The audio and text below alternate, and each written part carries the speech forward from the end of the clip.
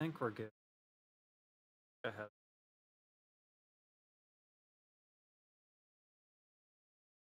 Sorry, everybody.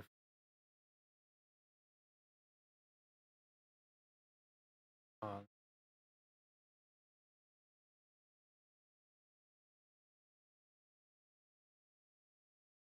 okay.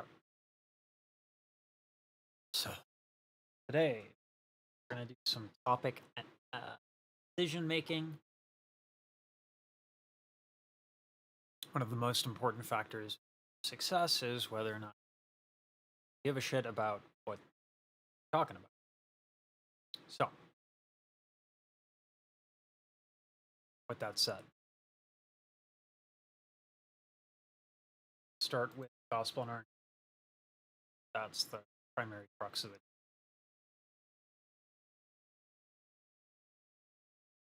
My volume was a little low, and I don't think we need this.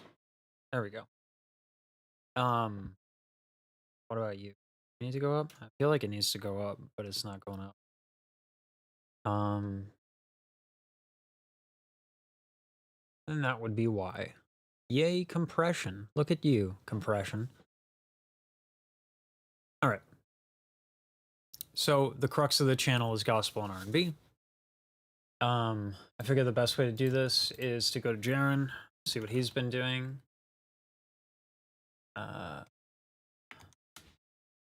then go with that.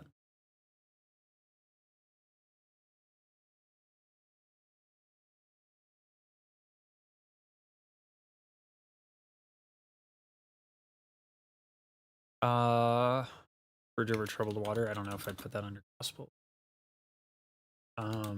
That's something a lot of people have requested.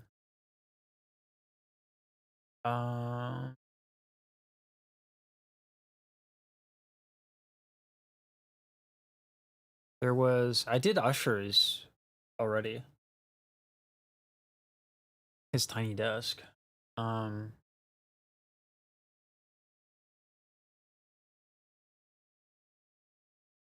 Wicked trailer is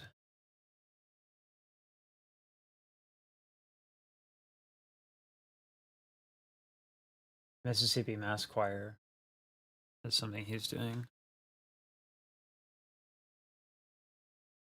And then, of course, leave it to me to misspell Mississippi. All right. There we go.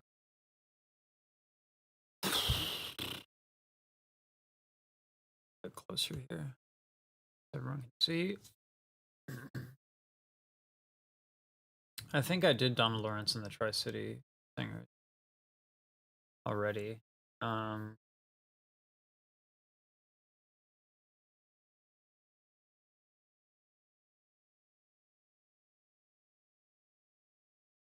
really missed the Super Bowl and the Grammys. Rip.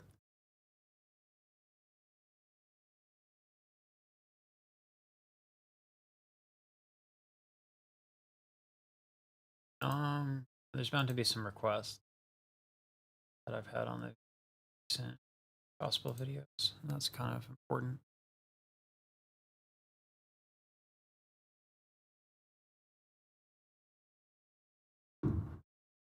Gotta look at Leandria Johnson. One of my favorites. We're just gonna put her down. We're doing Leandria Johnson. I don't even give a shit. I love that one. You can sing.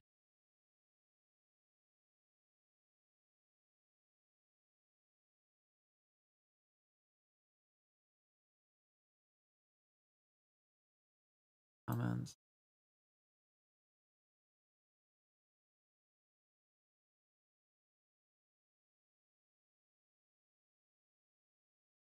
Do I want to do T-Pain? I don't even think that would fall under R&B.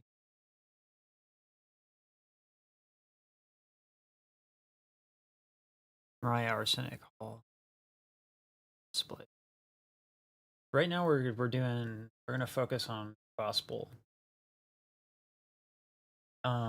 Got Pace Sisters, R&B Luther Vandross.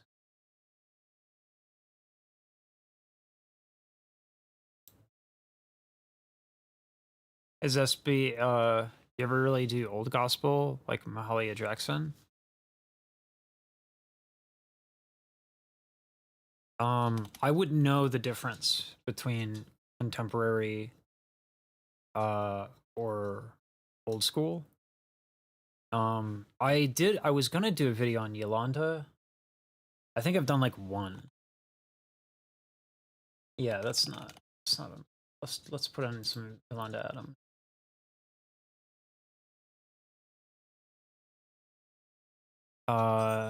Truman Hawkins, Richard Smallwood, Vision. The answer is no to all of those. But we're gonna um we're gonna write these down. Top vocal moments.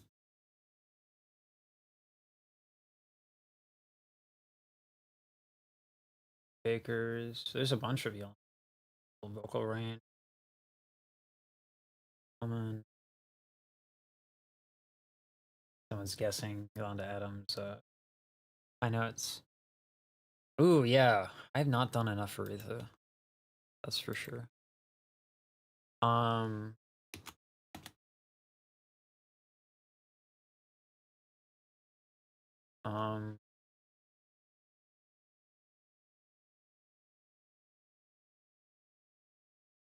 She has a lesson up. Tremaine Hawkins.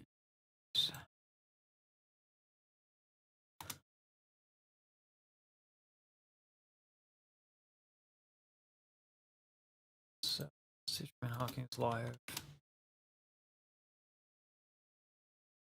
The Potter's House. A couple. There's a couple. Let's see if there's a young. I usually do highlights or live because I don't get copyright consequences. Yeah, I have not done enough Aretha. Oh, there's so many good ones.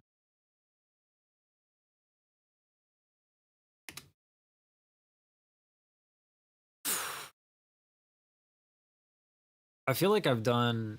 I love Leandria Johnson, but I think I've done every single video that I can do on hers. Like I've gone to every performance that isn't copyright. And I could do like a montage of me freaking out, but I want to. I think it's disingenuous to keep going to the same stuff. I mean,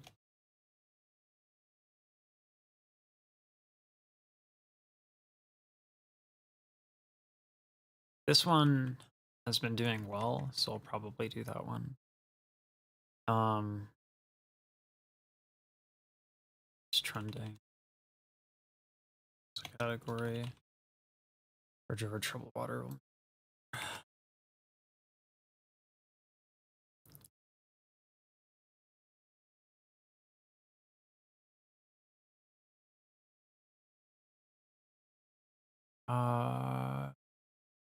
Classical and gospel. What's there's there's gospel and then there's spirituals and spiritual, like, correct me if I'm wrong.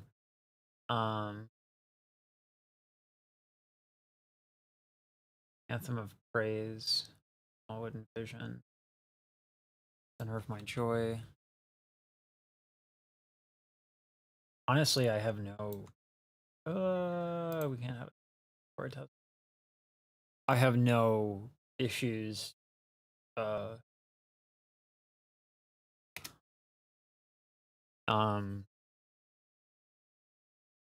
doing like a full-on gospel stream if I can find enough. Doing a Whitney doing gospel would cover two birds with one stone for the Trinity. Oh, there's Jennifer Holiday.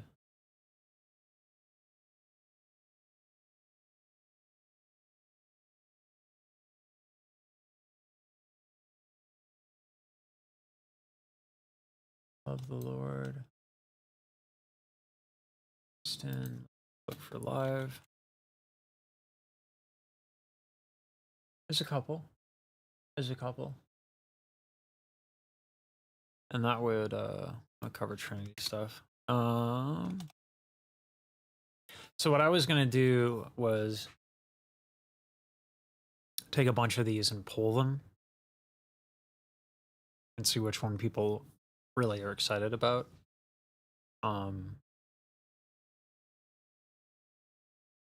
This is all good to me. Oh, we got a lot. That's nice. I like a lot of gospel. I think gospel is very exciting. R&B. Has Jasmine done anything recently?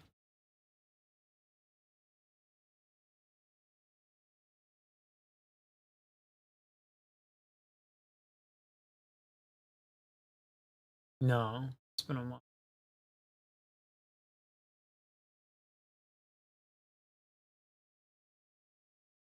Lift Every Voice, Macy's, 4th of July.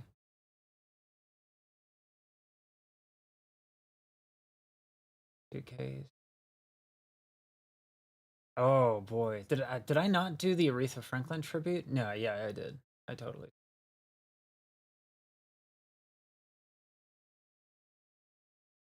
Live on it with Ari. I feel like I already did that one too. No, no, I didn't.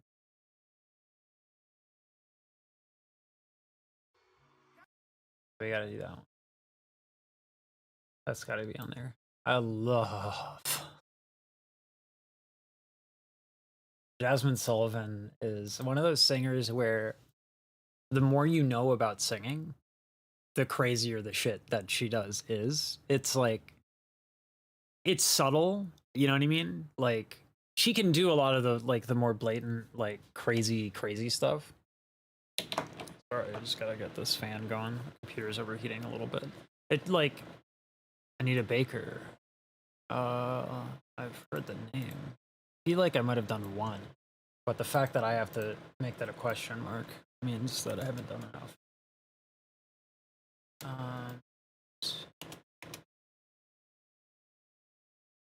That's live. There's some popular ones, which is nice.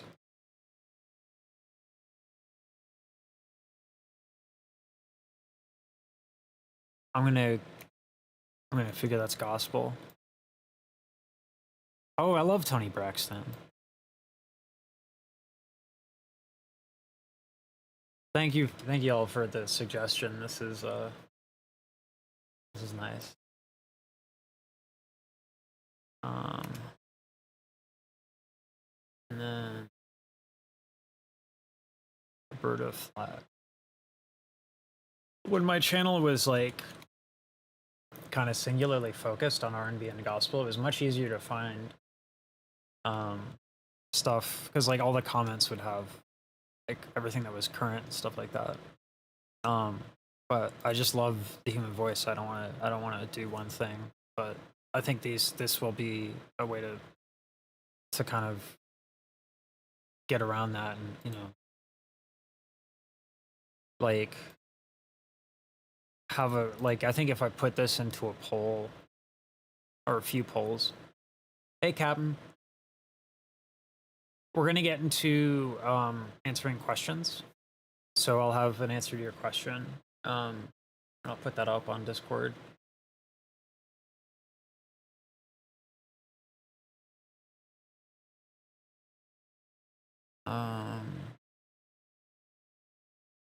Roberta Flack.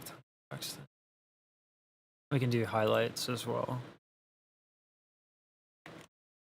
I prefer the live ones because there's just, you know, every highlight that everyone wants to see is always there's like high notes, stuff like that.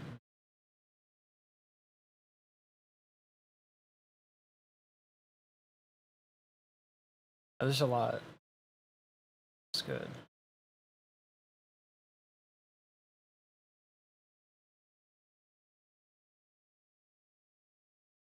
Who else is like super good for R&B?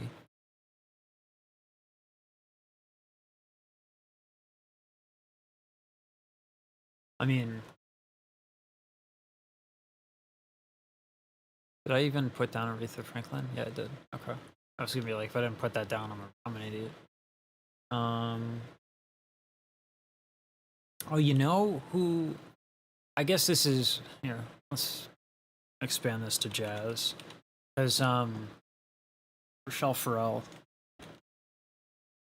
Like, she's somebody I always point people to when I'm teaching a student about vowels, and like they don't get it. They don't get how important it is, and I show them Rochelle Farrell, and everyone is always like, "Wow, she does all that stuff with her mouth." I'm like, "Yeah, don't look at it for like a hot second, just listen." And then everyone's like, "Whoa!" The same thing was for Pavarotti. I tried showing someone Pavarotti doing Bohème at the Met, and they're like, "Wow, this is kind of awkward." And I was like, "Close your eyes for a second." Like, Rochelle doesn't get that sound without doing that, so you know. Also, I think it's cool.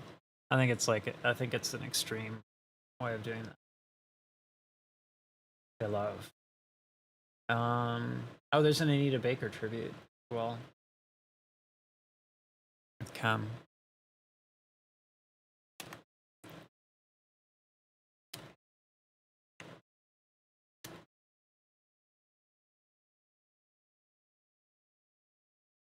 We got some Anita Baker.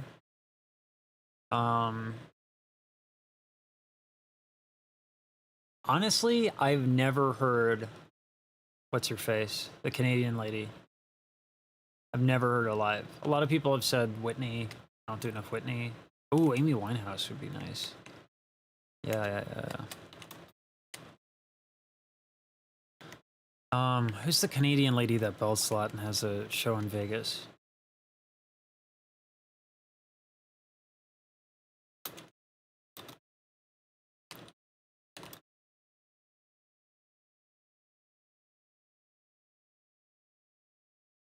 There's like everyone always talks about Whitney, Mariah, and then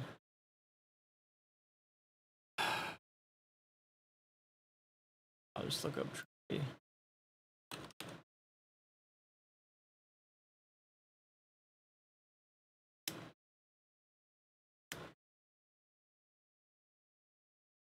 Trinity.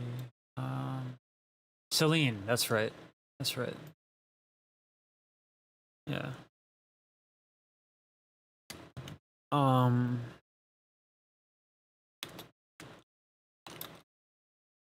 Thanks everybody. I was like Googling it. What constitutes Trinity? I don't know. Someone, yeah, Canadian belting lady. I don't know. That's what I got. That's as much as I got. The Trinity is, as far as what I was told, is Mariah, Whitney Houston, and Celine Dion. It's like, but that's why it's kind of super centric towards Western. I've never done Aguilera ever. I don't think on the channel. I don't know where I'd put that.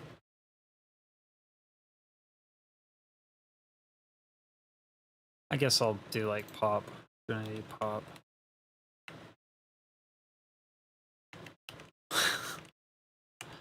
My mother would be really mad to hear me reference Selena's Canadian belting lady.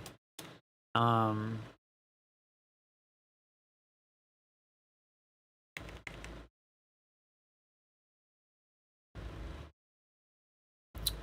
don't know. I haven't. Like I've heard it in passing because my mother is Canadian and loves Celine, but like I never really stayed to watch. Understand, I did everything I possibly could to stay focused on opera. Intentionally. I did everything I could to just tunnel vision onto that. Laura Fabian is amazing. We're gonna do Laura Fabian.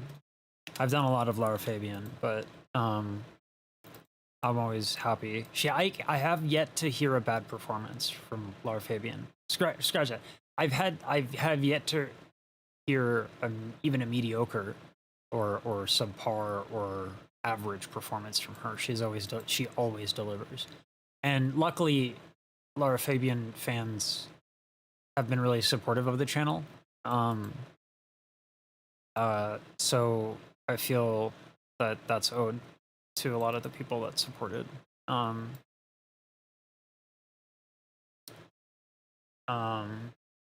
else didn't I hear? I never like, sat down and listened. No, that's not true. Well, no, I never sat down until I did this. I never really sat down and listened to Whitney Houston live. Probably the same with Mariah until I started doing this channel. Oh yeah, Dimash. Time to piss off everybody by speaking about Dimash in earnest.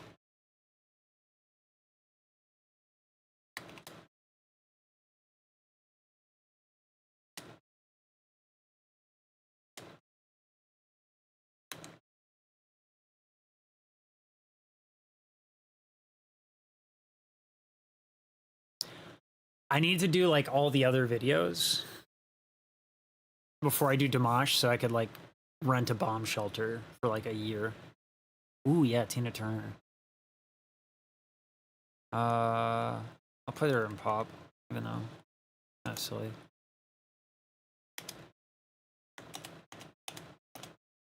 Come on, stop it. No.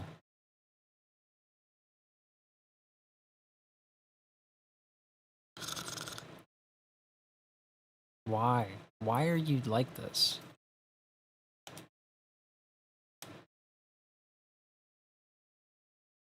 Why are you like this? Stop it.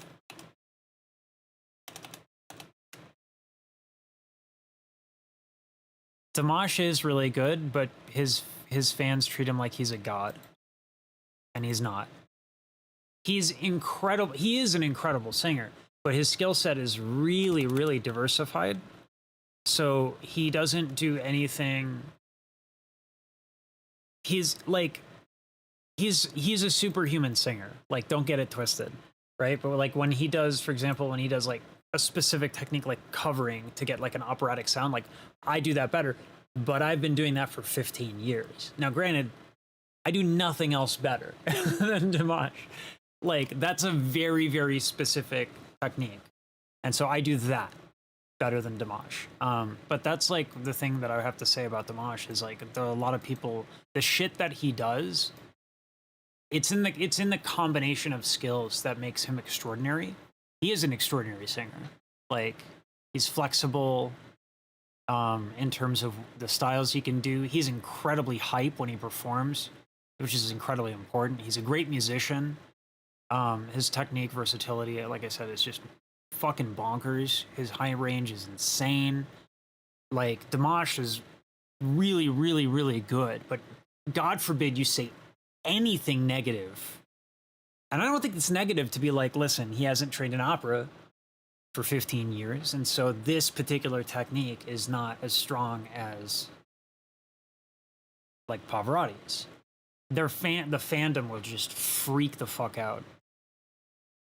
So, but you know, I've never been dishonest about getting into some drama.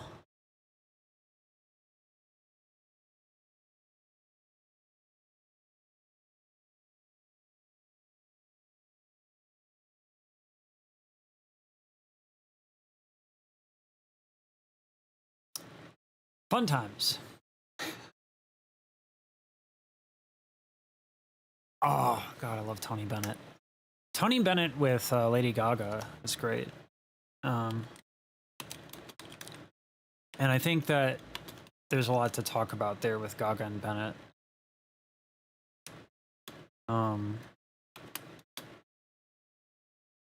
ASMR. I thought about doing ASMR.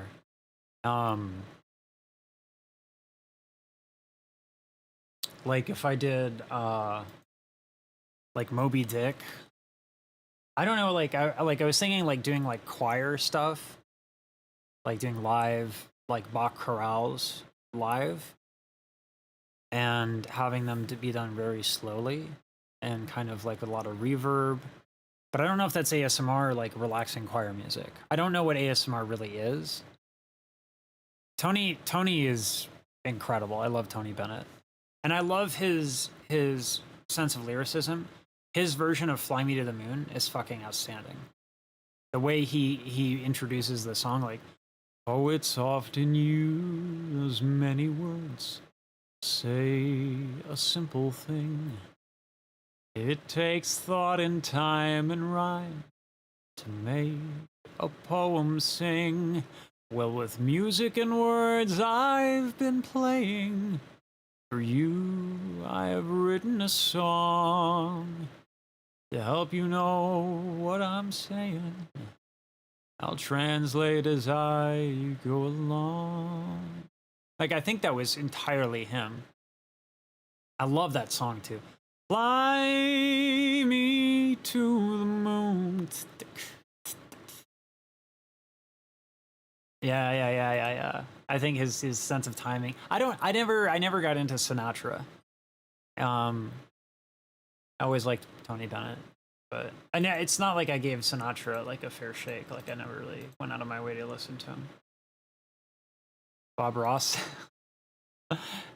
I can see that.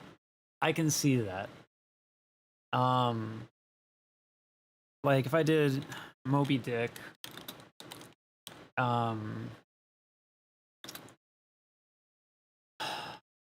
book,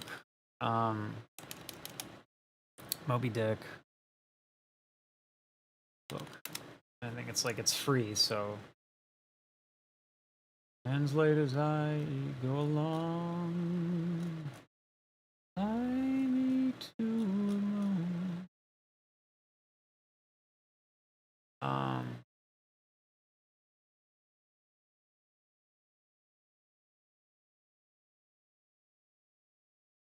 I love no.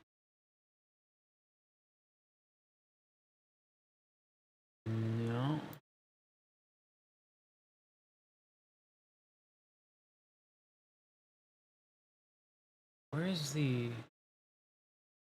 There we go.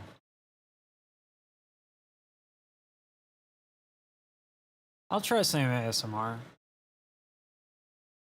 Oh yeah, Jill Scott. She performed with the Philly Orchestra like a few years ago.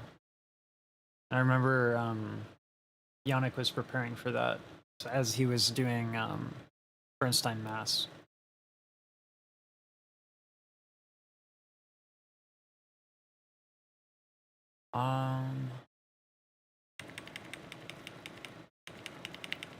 I'll put Jill Scott here, even though it's probably not. Genres are, you know. Comment on Nirvana? I could do Nirvana. I like Nirvana.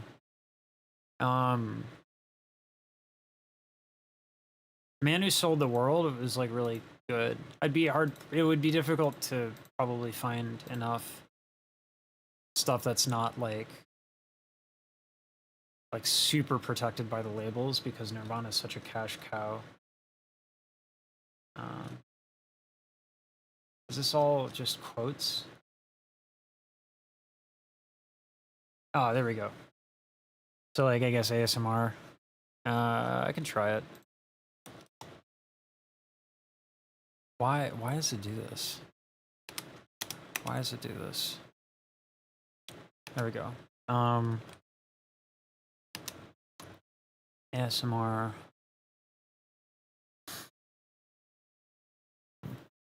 Fill my heart with song and let me stay forevermore.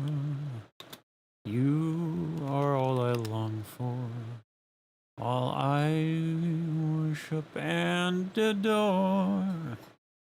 In other words, please be true.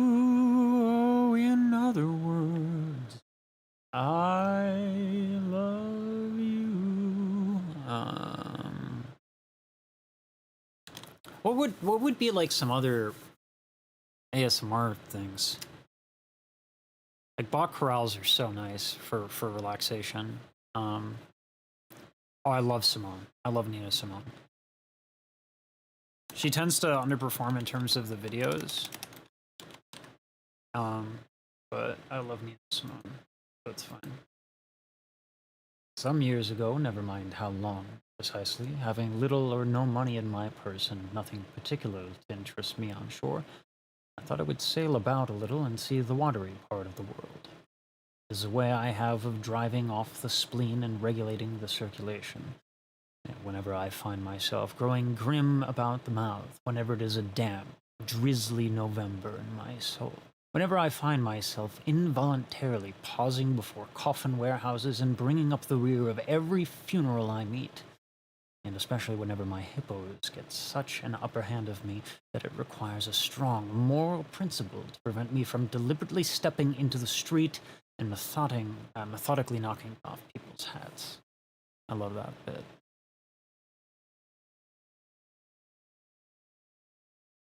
I wanted to make a monologue of this because it's like a manic statement, and this is actually one sentence. Whenever I find myself growing grim about the mouth, whenever it is a damp, drizzly November in my soul, whenever I find myself involuntarily pausing before coffin warehouses and bringing up the rear of every funeral I meet, and especially whenever my hippos get such an upper hand of me that it requires a strong moral principle to prevent me from deliberately stepping into the streets and knocking off people's hats, then I account it high time to get to sea as soon as I can. That's one fucking sentence. It's one sentence.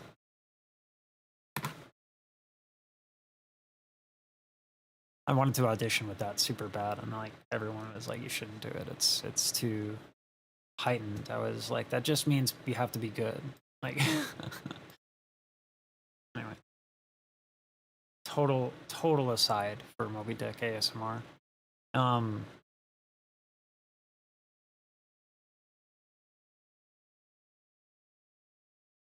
Could do like a SpongeBob.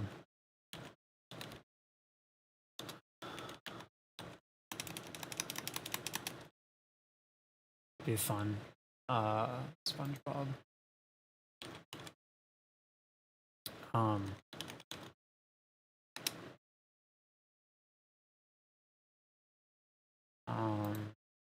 Do they have like all of them? Whoa, they have all of them?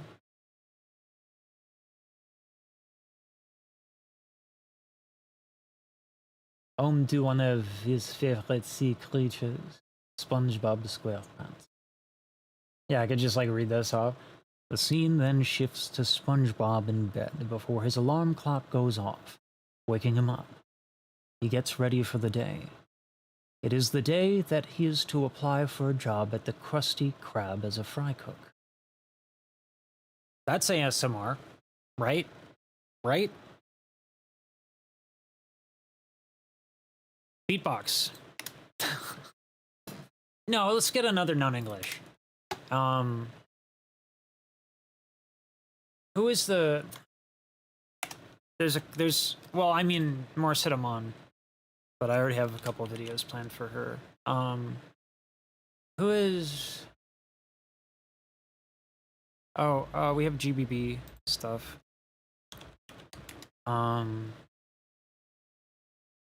And then Osis for vibration bass too.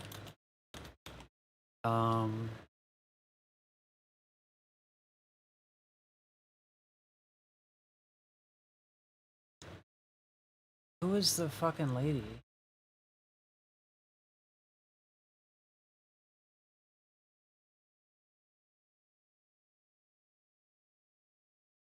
Oh my god. Who are like there's I forget her name. So Hyang. That's who it was. I love So Hyang. She's goated. That's not under ASMR though.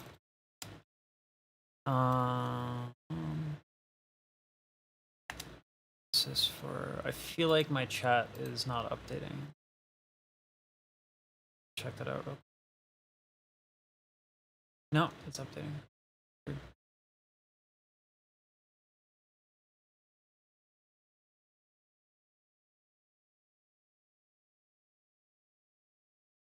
Man, I really love Operazzo, but that's opera tends to underperform as well.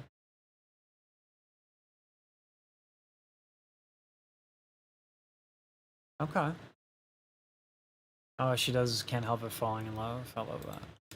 Take my hand, take my own heart too, 'cause I can tell, falling in love with you. Oh, you know what? How about metal?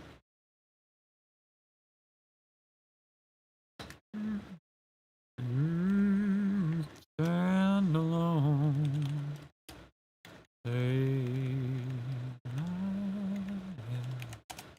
Take my whole life too. Let's see what Shazam has been doing, and then we'll go with that. Damn, he's going on 600,000, man.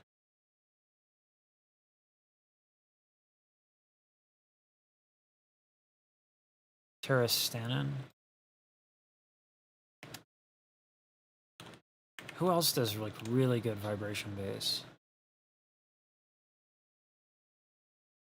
Oh, I love Leonard Cohen and I love that song, but I've heard it so many times and I've done it so many times that I actually don't think I think I'd have to fake being interested. It's just like I can't. It's like I would turn off. It's just like it's not that it's bad.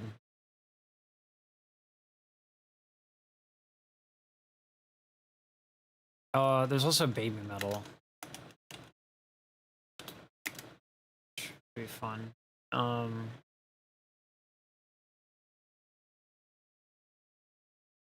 Oh, you know who I fucking love? Dio. But Shelly, I'd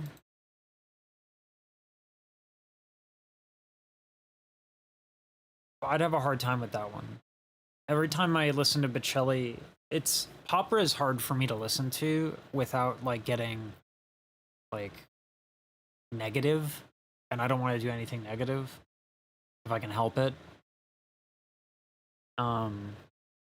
It's a total bias. It doesn't make any fucking sense. Like it's not based on anything real. It's not bad singing to do opera. It's just when I listen to Andrea Bocelli, I'm like that could be Pavarotti. I could be listening to Pavarotti right now.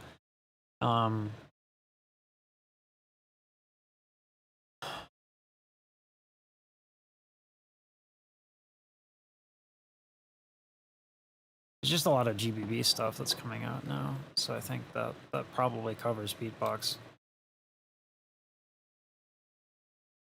Have I done like inward bass compilations?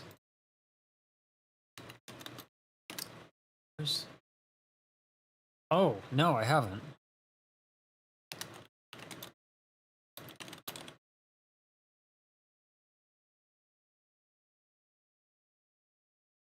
Let's see, Publix. Oh. Yeah, I can't do YouTube comments anymore that aren't public subscribers. It's like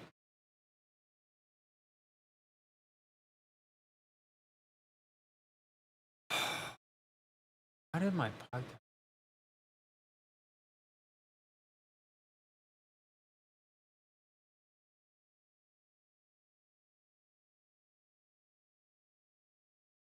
Ooh, Eurovision would be fun. I've seen a lot of Eurovision, and I love the epic sax guy.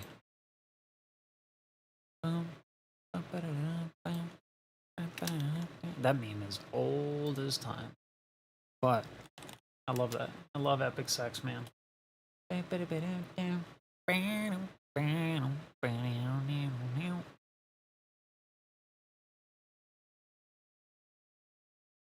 Um,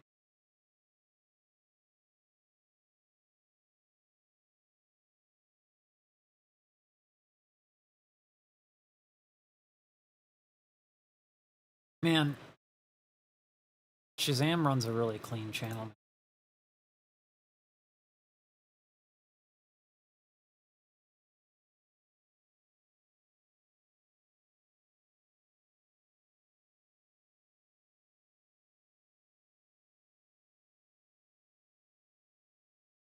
And then where's my beatbox at?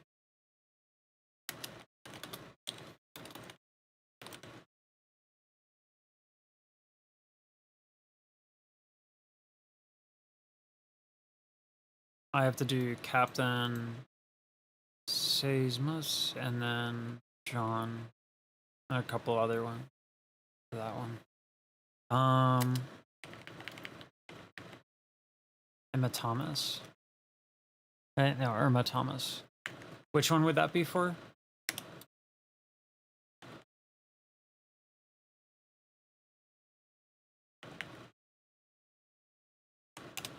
Is Eurovision coming up?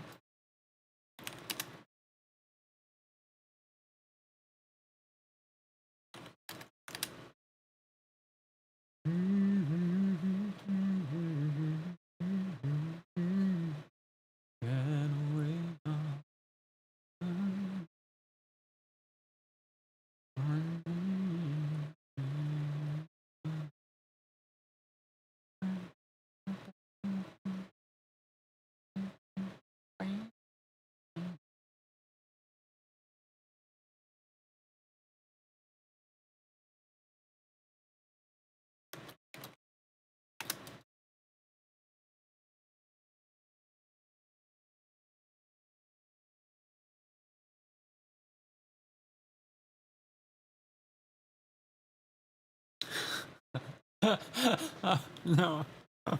Is that real? There's a song called Euro Papa. Oh no. Oh no. I wonder if like reacting to Eurovision as a meme, if that's gonna be like okay. These are probably all copyright and I can't do these live. Unless there's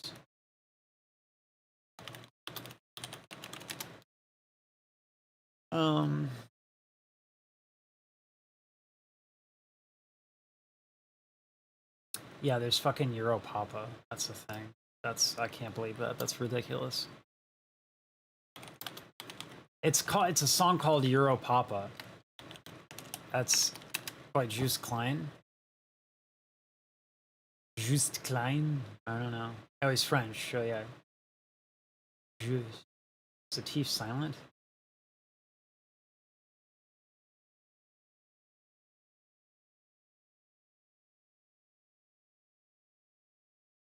Overhead. No, it looks like German, even though the flag is French.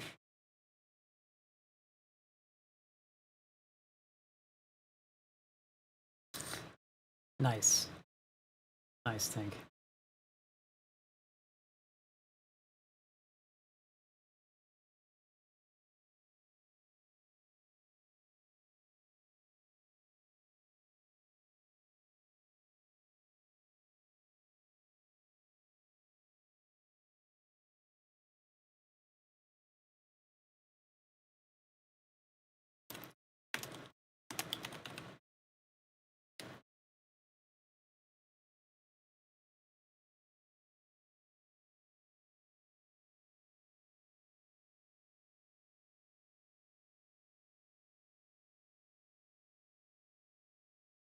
I can't.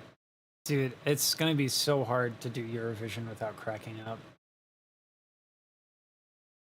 Ach, not even. Met dit nummer gaat just klein naar het Songfestival.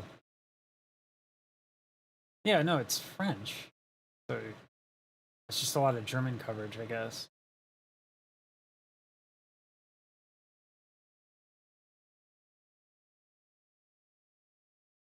There's not a lot of Europop alive.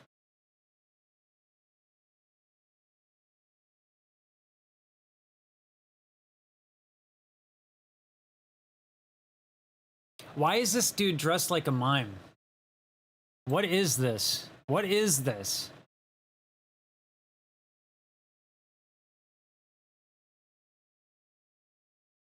Oh, did he do a ratata?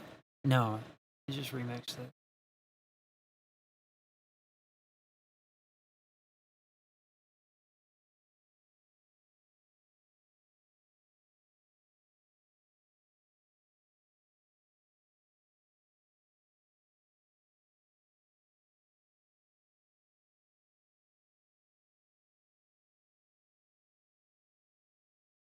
I gotta be honest, I love this shit. I love this fucking nonsense. Unapologetic ridiculousness. Beatbox, post snare. I've heard the post snare. I couldn't tell you off the top of my head what that sound is, but I know I've heard it.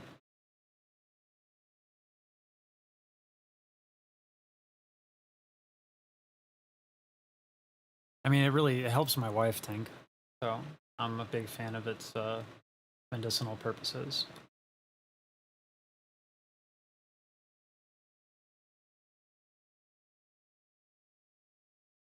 Dude, I cannot believe how big that crowd is. That's insane. Can you even imagine performing in front of a crowd that big? That's fucking nuts. I wouldn't even know what to do with that.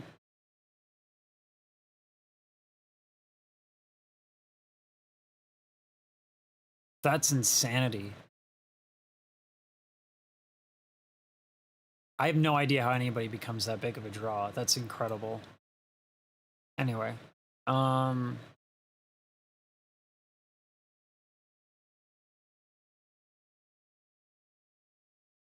I mean, that many people think it's hard to get a gig like that, but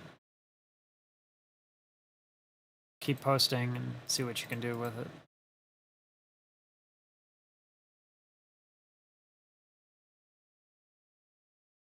Yeah, that's a massive crowd. That's an insane crowd. The title of the video is I performed in front of an entire country. The one that was crazy is the Metallica Russia.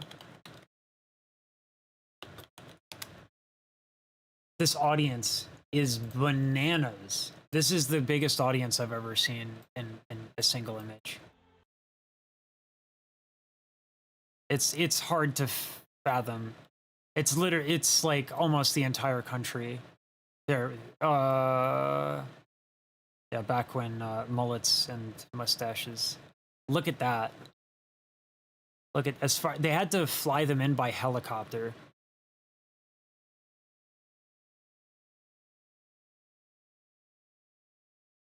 Like those are speakers throughout the so this is the band and these are speakers. It's insane.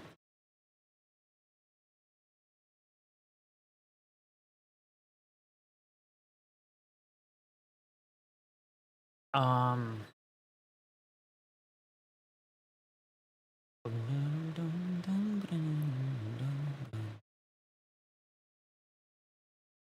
Yeah, right, Kevin? It looks crazy.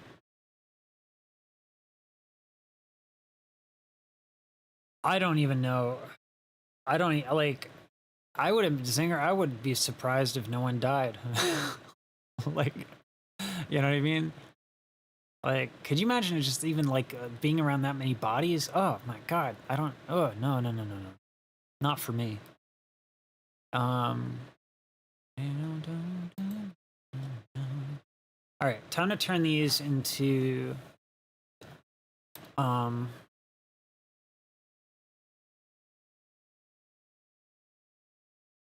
performances. I need performances. Looks like people visiting Mecca, right?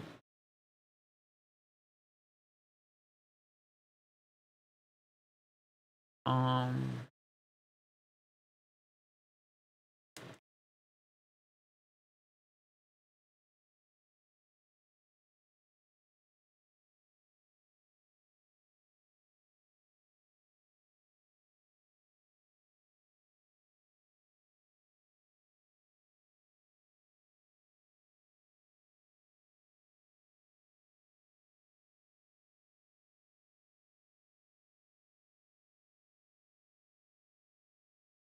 How many can I even do in a poll for YouTube? Create a post. Text poll. I'm limited to 5.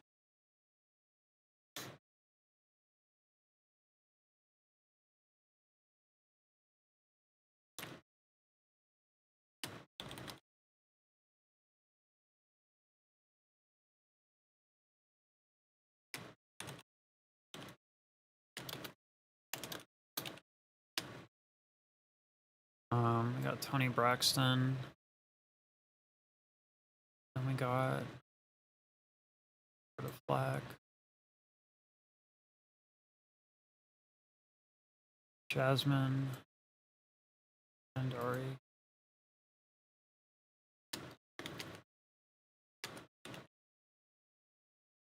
I do love me some Rochelle Farrell. Jill Scott.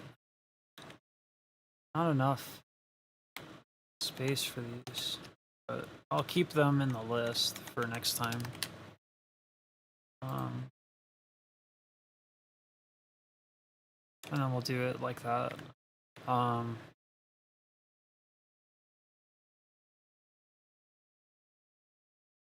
do another one. So these are all going to be polls per genre.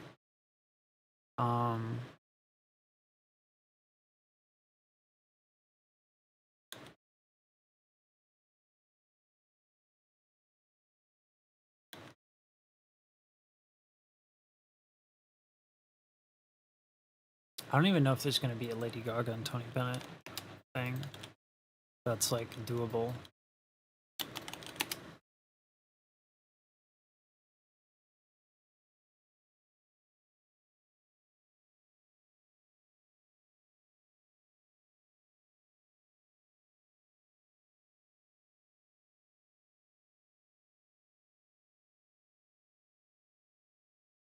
It looks like all of these are going to be claimed.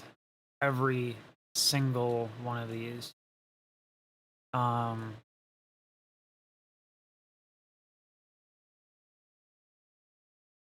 We'll give it a shot though.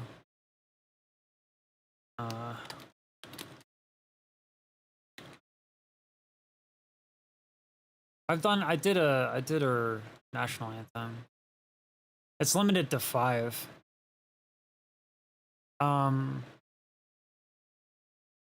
Yeah, Tank, it was a speaker. There are a bunch if you look at it. It's probably awesome with those speakers. Yeah, Enter Sandman was probably good too. That riff. So it's not unlimited. It's only 5. But what I can do is just like leave some of the artists that I don't put in the polls and just do it for the next week. That way I get to everybody.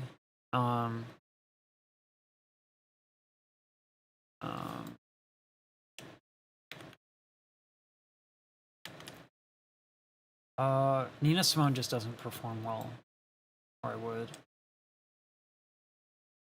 Is there going to be footage of Nirvana that's even like viable?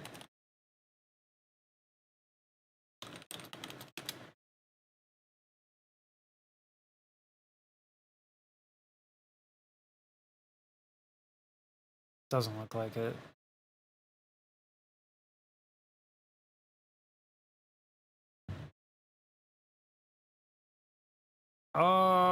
There seems to be one.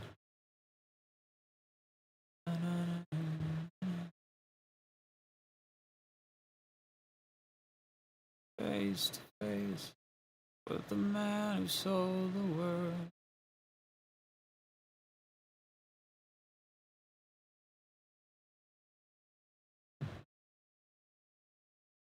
There are a couple of videos of Nirvana that look like they might work.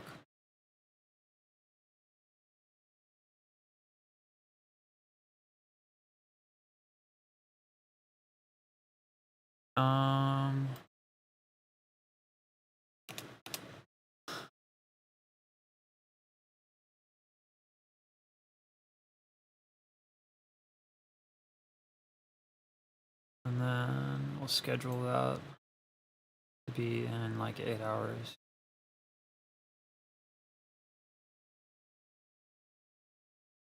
To the man who stole me.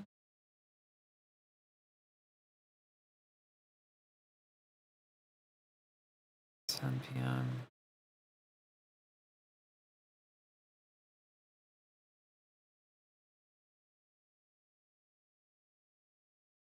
What's the issue with this?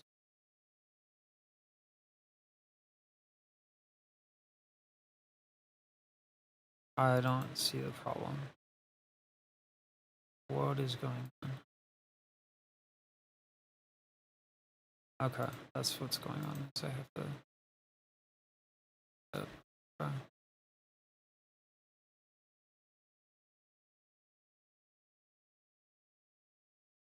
What is going on? Oh,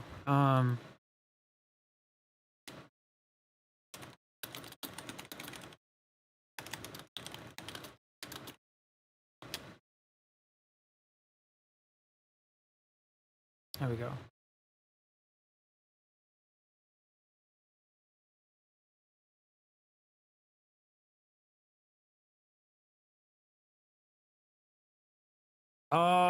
Yeah. That's from the Unplugged, right? It's a really, really, really great one. And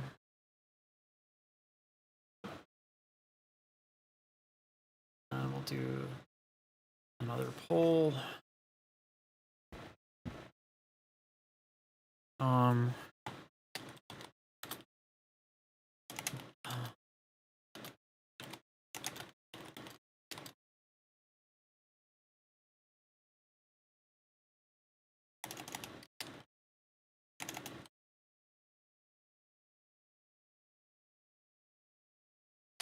We're already doing them on. I almost want to do Juice Client for the absurdity of it, but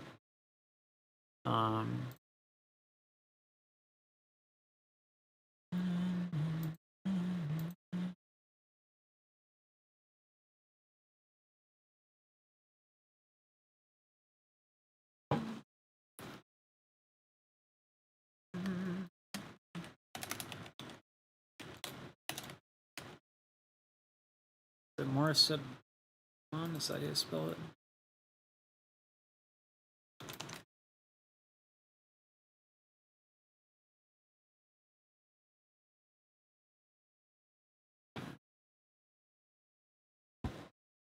I'm tired.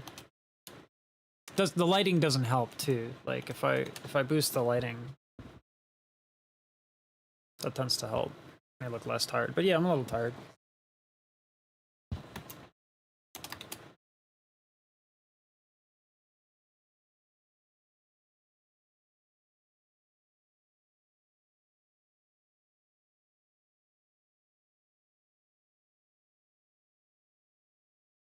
I can't get Man Who Sold the World out of my head.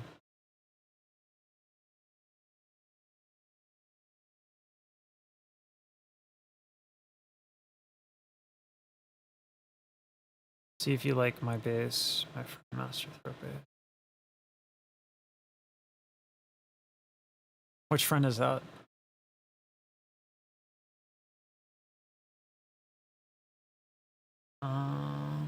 Did I post Juice Klein?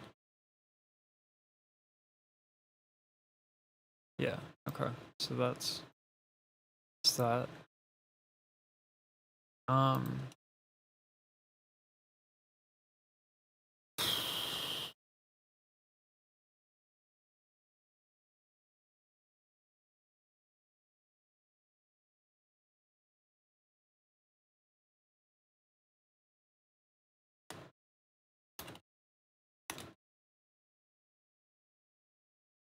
I'll put that in as last.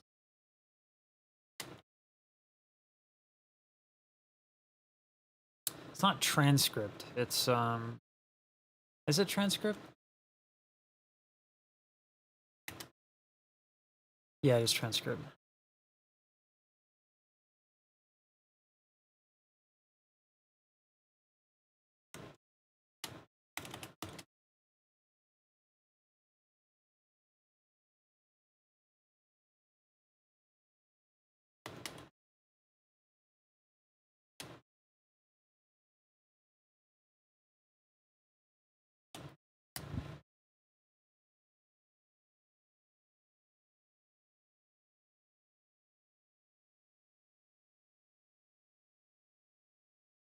What are some other ridiculous ones for ASMR? Let's just do Bob Crawls.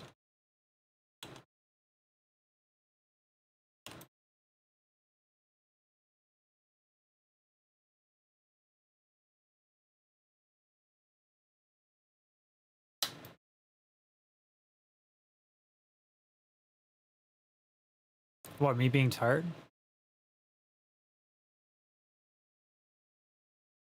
Oh. I mean, I mean, I don't know what to say, sir. Beatboxing is, I don't know. I would say blast beats remind me more of guns, but I think guns are what remind me of guns, not necessarily music. Although there's what is it? Da da da da da da da da da. Bam. That if there's music that reminds me, that's the one. That's the one.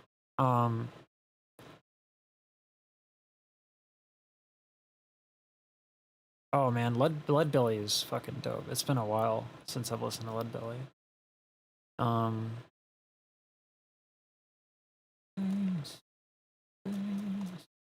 With the man who's so.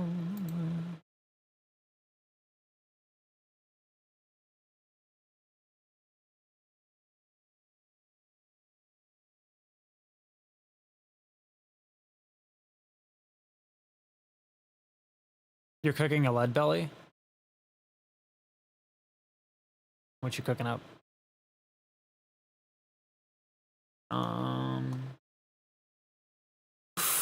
Here's the problem. How do I choose the gospel? I don't know. I don't know if I can choose.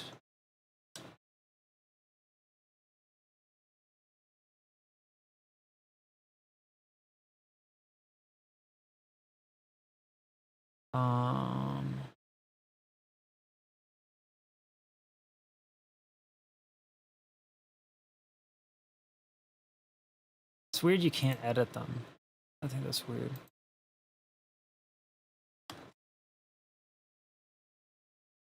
Red wine. Red wine.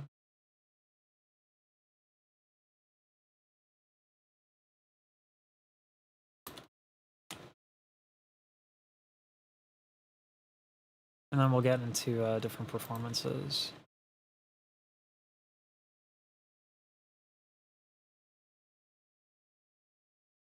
Yolanda is probably going to take it by landslide, but that's fine. We got to get. We'll do Yolanda Adams by a mile, but.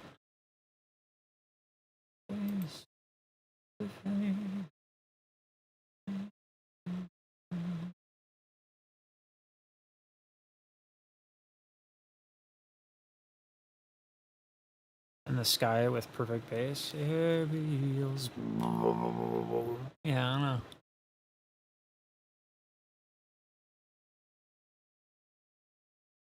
I haven't listened to Ghost. Oh, wait, no, I think I have. Did I interview him? No, I didn't interview Ghost. That was someone else.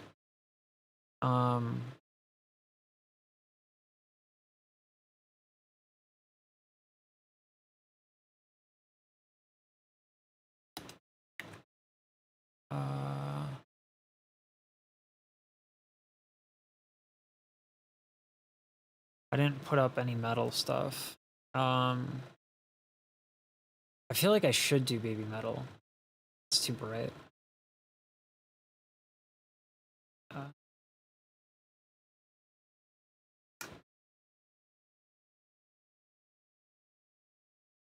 Oh, with the spectrogram? Yeah. I love spectrograms. But it's nice to it would be nice to talk about like the quality and using the vernacular that like people use, like wet. Like what does that mean? That his inward bass is very wet sounding. It sounds weird to me. I'm not a big. I like Nirvana. I like some Nirvana. I don't like all Nirvana. I like pretty much all of the other. Alice in Chains, Soundgarden. Pearl Jam. Jeez, it's oh my god. Stone Temple Pilots. I went through a massive Stone Temple Pilots phase. Massive Stone Temple Pilots phase.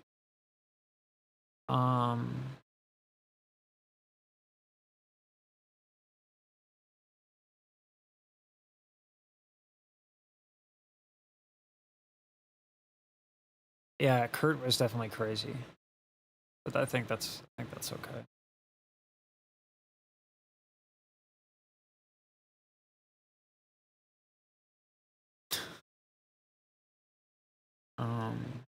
Let me ask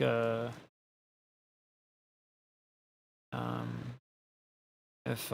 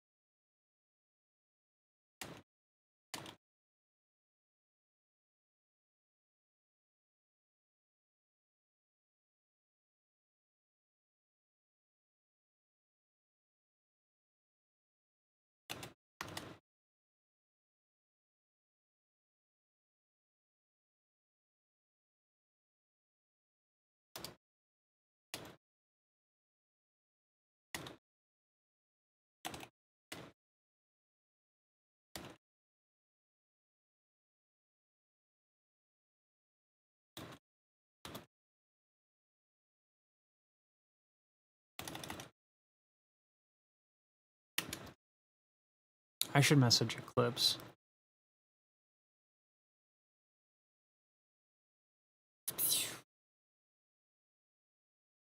How many times do I throw bass? A lot.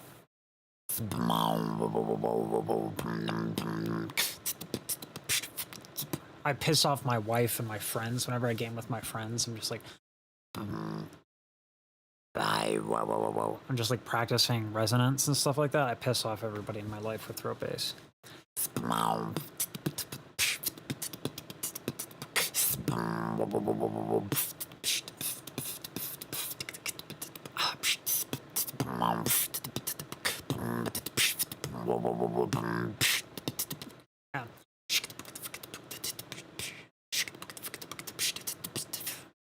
So I'm so not clean on the basics. It's been a fucking while.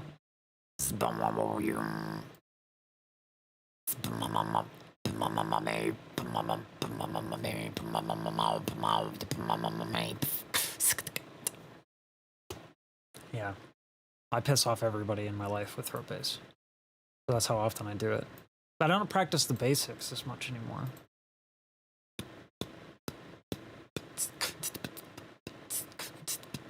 I need to get a metronome up as well. Like, it's not clean.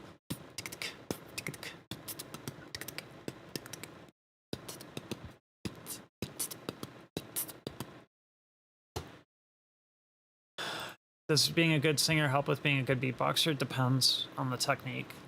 By and large, I'm going to say no.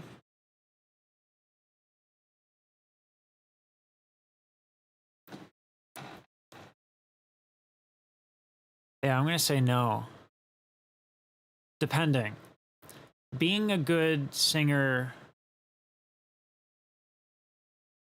with experience in resonance helps with techniques that involve resonance. So if I go, or like, understanding resonance helps with that.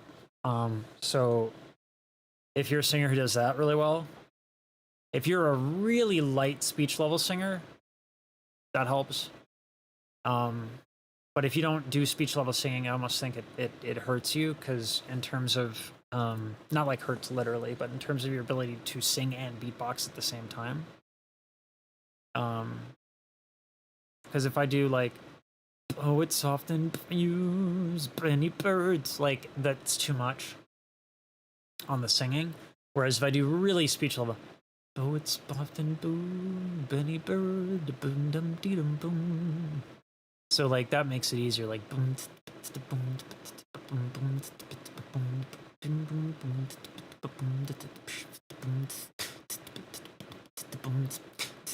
then it doesn't fuck with me. So it depends on the kind of singing you do and the kind of beatboxing you do. But for me, I love shit that capitalizes on resonance because I can pick that up faster.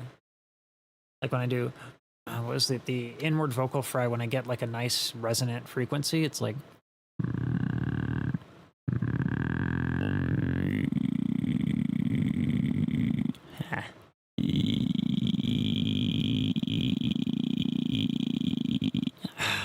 It's hard to get a pitch that's sustained when I do inward vocal fry, but it's really cool. Like when I get it, like.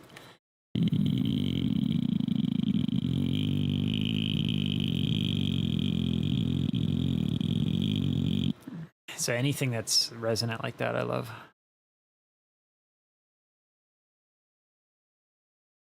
Yeah, Billie Eilish would be a good like example of like super SL speech level singing. That would work really well with beatboxing.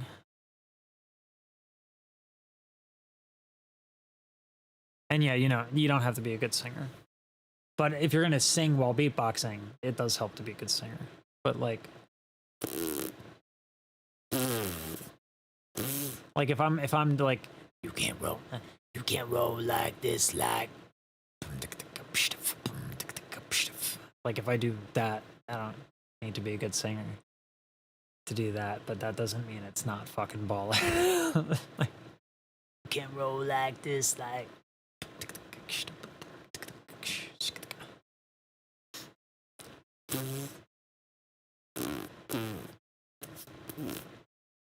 It's such a crazy. It's crazy, man.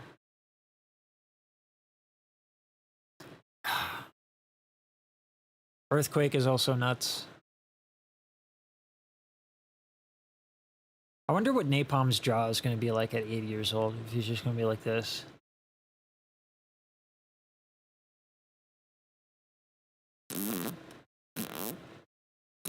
I don't. Lip roll doesn't interest me in terms of I don't really feel the need to practice it. But that's good that you're crazy. It's good shit. Man, I am tired.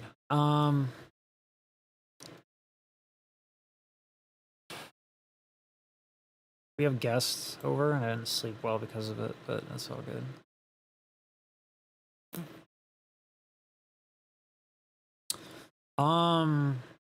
I don't think smoking should be a thing that anybody does because of the health implications. Like, you know, and I love singers like shit. Time of the Cat is my name, and I see on the say baby, do you want with me? Say baby, do you want to get down by my side? Baby, get down with me. Say baby.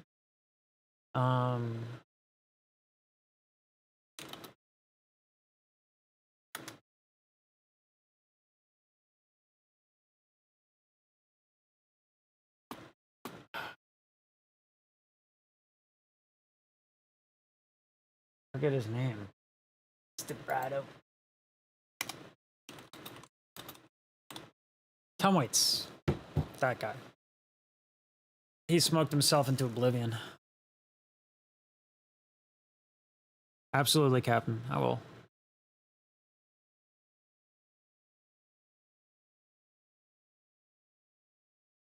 Yeah, I don't know. Sing like anytime you're doing anything that affects your health, like then you're compromising your longevity to use your instrument. You can get really rough sounds without having to do anything like that to your voice.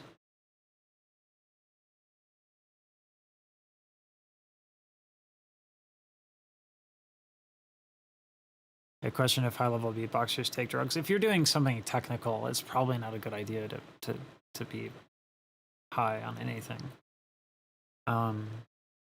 Because the level of focus that takes. Maybe Adderall, like, you know, but you can't be. You have to be like.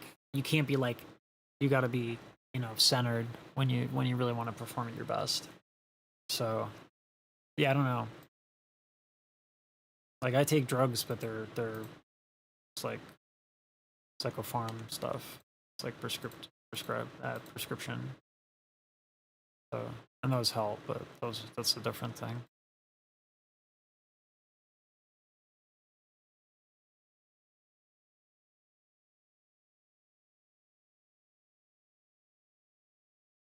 Yeah, if it helps you with tension, but in general, I think I'd stay away from it if I could help it. It's not a good thing for you. And I used to be willing to sacrifice anything to be a good singer, to be the kind of singer I wanted to be, but I just don't think it's worth it. To take that much of a hit to your health, personally. Oh my god.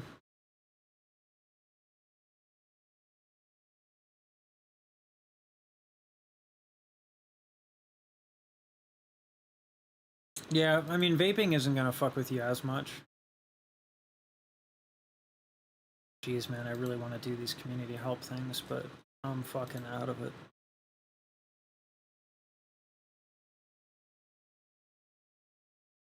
Mm.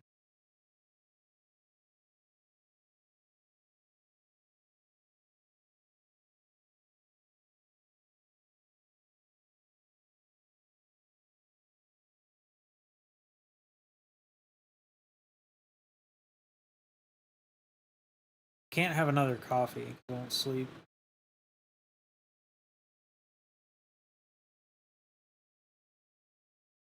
I don't like making videos when I'm tired. It's fine to do like this kind of stuff when I'm tired, but I don't like making videos when I'm tired because it's not like, I don't know, maybe I'm being ridiculous. Maybe stars. I don't know.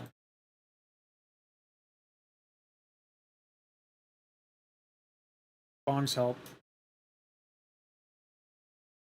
I would recommend edibles, except there's such a commitment. Like, it's like, how many hours do you have? You know.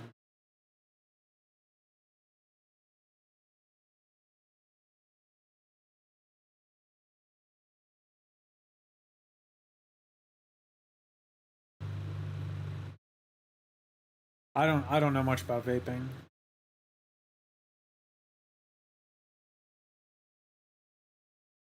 It's an aesthetic slat. I don't think it's.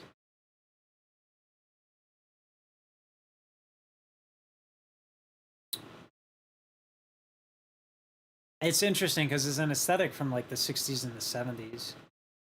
Yeah, Tank. Sometimes coffee just makes me want to sleep. I had a coffee before this. Not ideal. Ugh. Vaping, they've still seen that vaping, the heat from vapes, still is not good for you. Um,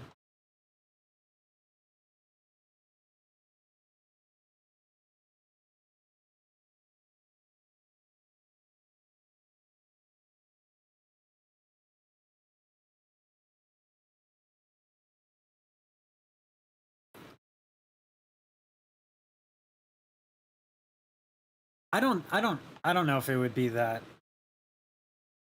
subliminal. I don't think people really think about it that much, to be honest with you, Slat. I really don't. There are some artists that put a lot of thought into it. I really don't think a lot of beatboxers do. Most artists don't. Um, and most people don't.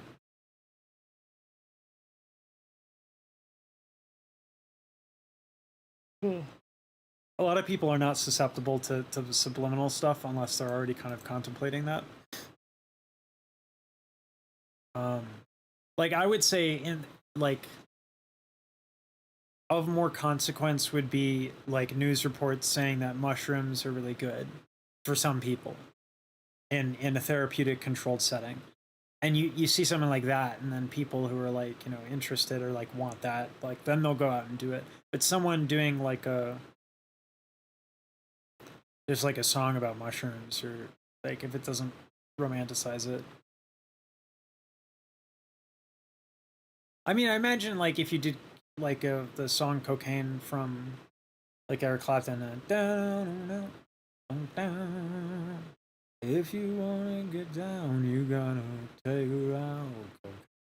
Like I would imagine some people try coke because of that, but that's explicit. So things like that are subliminal like that. I don't think so.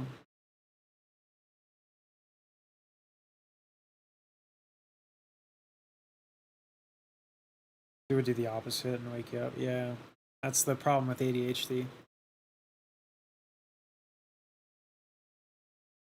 Honestly, I was looking too much at the performance of the posts. That's what made me tired. I didn't sleep a lot because I was kind of obsessed with the how well the videos were performing, or how they weren't performing. The beatbox one bummed me out a lot. It was like at 72 views for a while until it took off and found the right audience. Thanks, YouTube. Um, but yeah.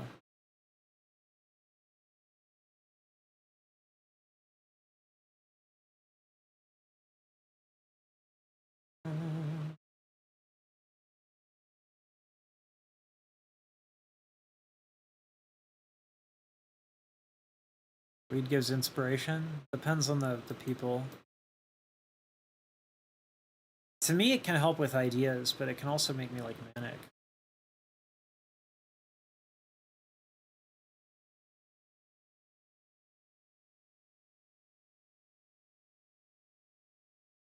Probably. She has it's not arthritis,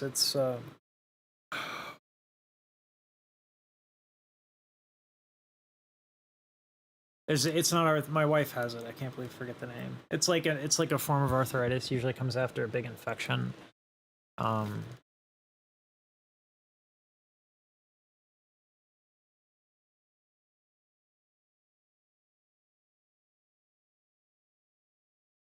why did I have to smoke? Um I don't think being rich has anything to do with it necessarily. Um, Fibro. She has fibro, so she probably smokes weed for fibro. That's the word for it. Yeah, MS fucking blows. Yeah, like at that point, it's like whatever people need to do to get by. At that point,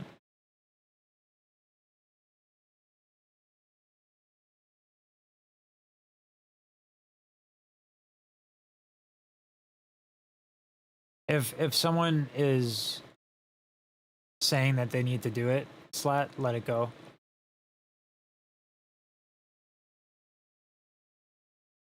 Thinks an adult. She knows. She knows what she's doing. She's lived with it forever. Let it go.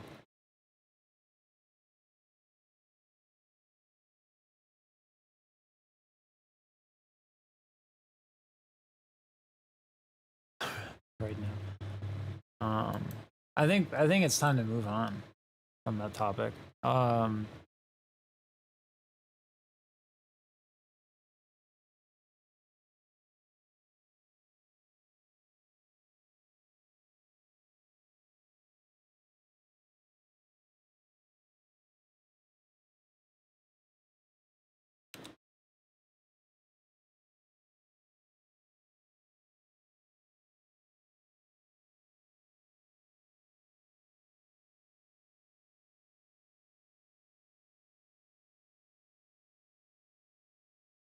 I guess I can. I don't know. I can hear these out and see what's up.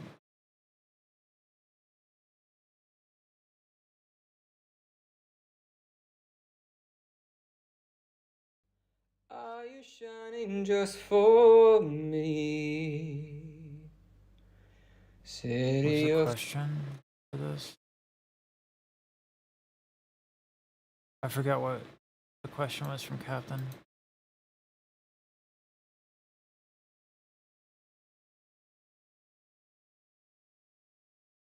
Why is the text missing?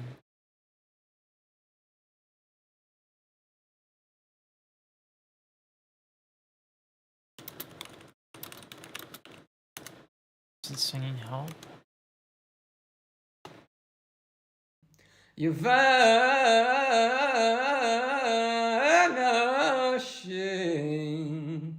Oh,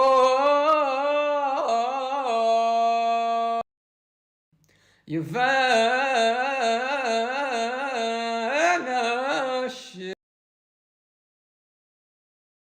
Also, for retraction is what you need.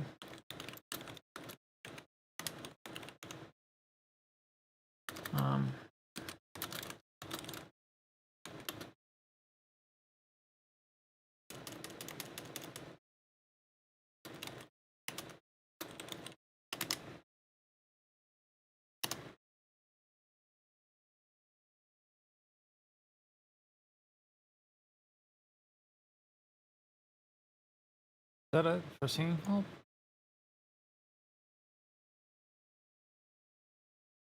Wow, I think that was it. I think it was just Captain. No, Seismus wrote something. I know that they did.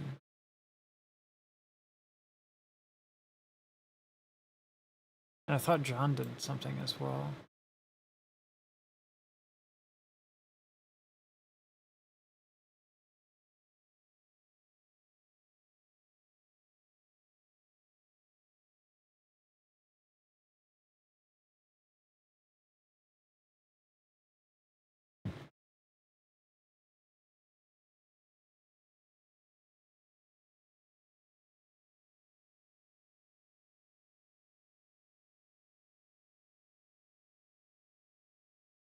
I don't see Seismus.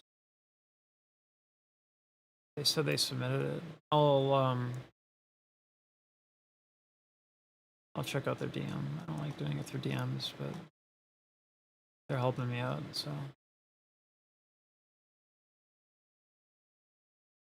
Ooh, ooh, ooh.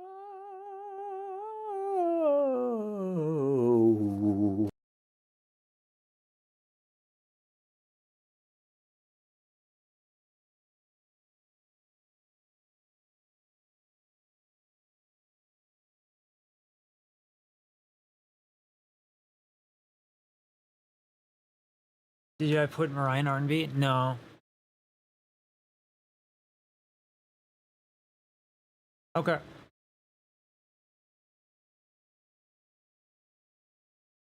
I'm saying okay to you, Tink. If you're okay, if you're fine to answer. Ooh, ooh, ooh.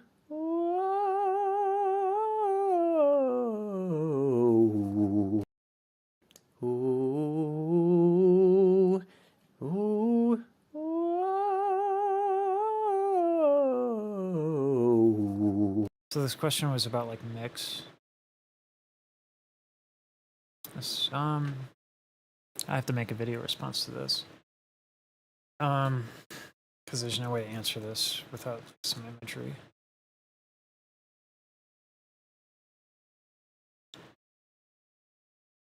Okay.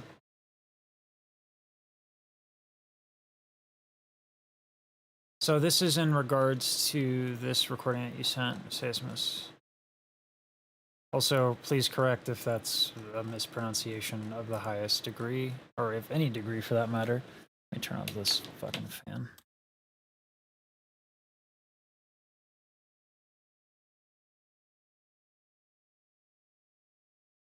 Ooh, ooh, ooh.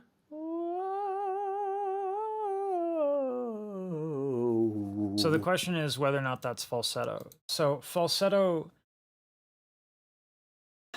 there's no like, okay. Let's get rid of the term for a second and let's talk about full deduction. Okay. How much of your vocal folds are touching? That's a more useful conversation than whether or not it's falsetto, because it's not like an on and off thing.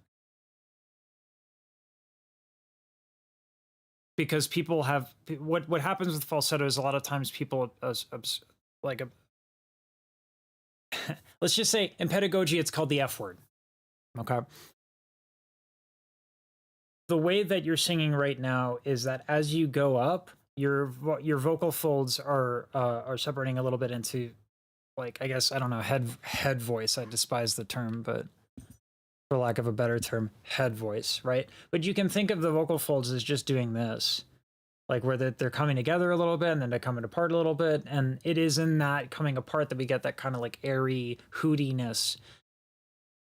Your vibrato, what that's doing is it stretches out the folds, which makes it so that they don't have to open up as much, and that also keeps them together. So that does like thicken the sound. If that's the only option you have for ascending, then that's very limiting, and we could work on that. But that's not necessarily falsetto as I would call it. But it's also like, here's the problem is like at what ratio, right? Because your vocal folds being together now is on a continuum. So at what ratio of adduction is it falsetto for you? Is it 10%? Is it 20%? Like no one agrees on it.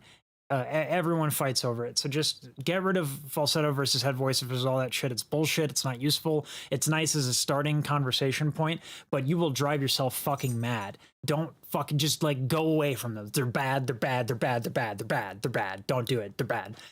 Vocal fold adduction and the percentage of which they are adducted, right? So if you want more power, if you want less power, that's how you would be able to talk about it. Like, I want more adduction, I want less adduction.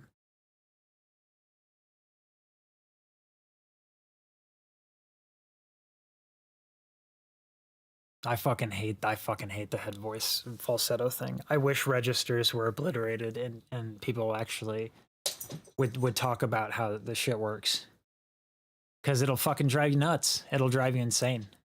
I can't tell you how many years I was anxious. Like, is it falsetto? Is it full? Like this fucking no. I don't even know what this is, but I'm doing it. I want to just chop it out of your life. It's a negative influence, just like this fly is. I want to stop the stream just to kill it. I want to murder this fly the same way I want to murder registers and the discussion of head voice versus falsetto. It's bullshit. Your folds are not entirely adducted.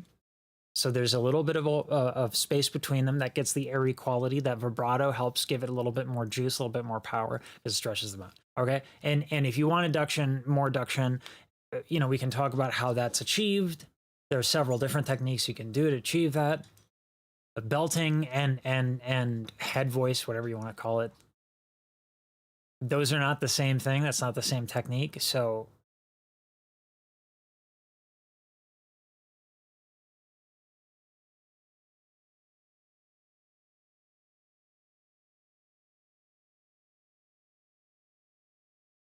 yeah, let me know if what I'm saying makes sense. Yeah, it's a strong word. Murder. Murder. Bloody, gory butchering. Just like fucking stab and twist. That's how I feel about the term of falsetto and registers and head voice. It's personal. People like fucking like, oh, that's not falsetto. And oh my God, the fucking well actuallys in the YouTube comments. I wanted to die like 5 times over. The most painful possible death that could possibly happen. Death, murder, brutal butchering. I want this fucking term to die. Anyway.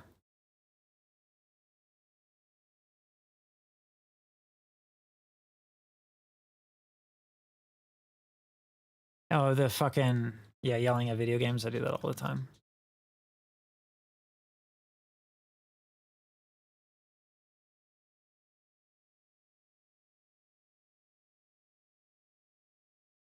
It just causes so much anxiety and pain.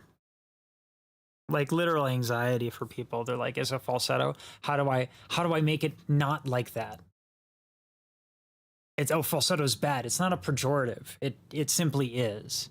And if we talked about what it actually is, 12-year-olds, yeah, cursing at video games, yeah. They tend to say some shit. The first time PewDiePie was on Twitch, the first day he dropped the N-word. The first fucking day. He couldn't make it a day.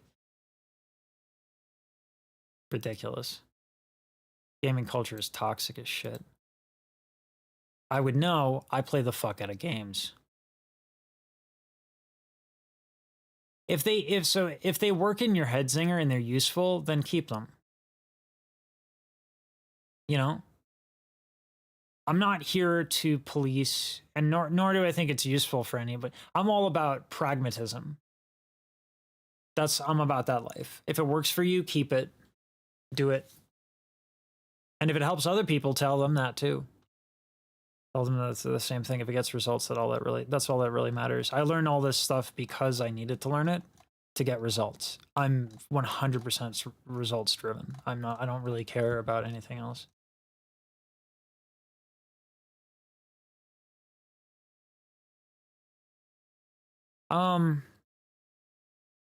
That's a good question, Tink. In that kid's defense, I was gaming with my brother and I got an ace clutch. That wasn't a clutch, it was just an ace in CS2, and I finished off the ace with a Kobe. Which is like the term for like hitting someone with a grenade and getting the kill there. And I just fucking screamed. I was like, "Get out of my fucking game!" And my brother was like, "Dude, we have neighbors, and my cat has anxiety." And I was like, "We're old. I can't yell after a hype moment because your cat has anxiety." And that's not me making fun of my brother. That's just like when you're 12 and you want to yell at video games because you're having a hype moment. I get that. It's what they yell that I think matters, but it's also if it's all the time, always, like every now and then, fine. But if it's like you're yelling and that's all you're doing, that's a problem.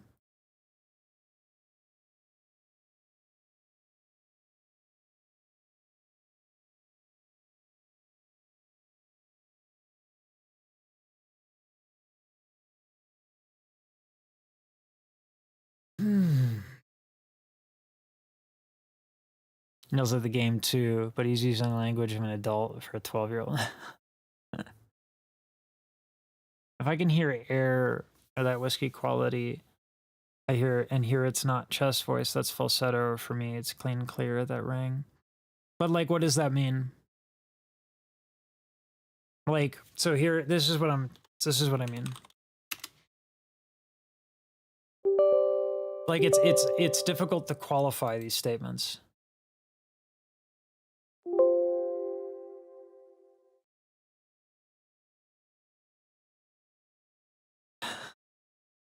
I get super competitive and bitter. So would this be head voice like Trinity? I'm trying to get it. No. Now let's get the other one. Let's get the TV one because this is not sensitive enough to pick up what I'm trying to go for.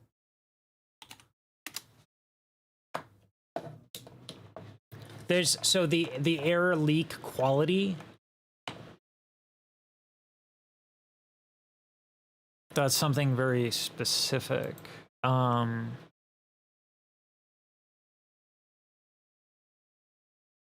And then we'll get the noise cancellation from isotope. So we don't get a lot of that shit. Noise.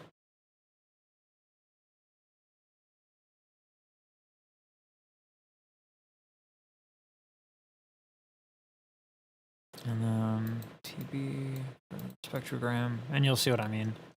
This is why, so I like discussing these things through a spectrogram because then we can talk more objectively about like what tone quality we're talking about.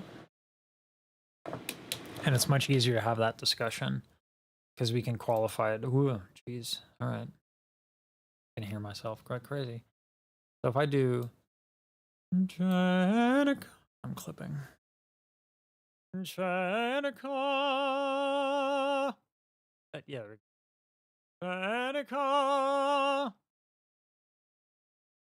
Kind of. It's more in this one. It's really hard.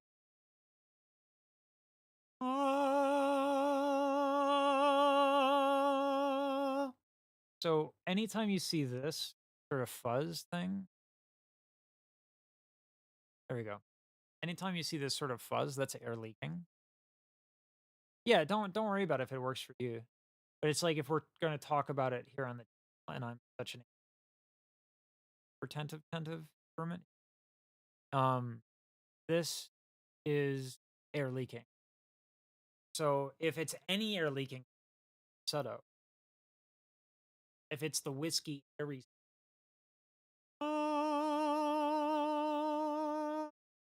that would setup dumb air.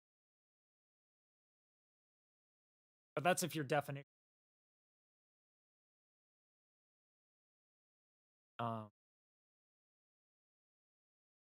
The utility of.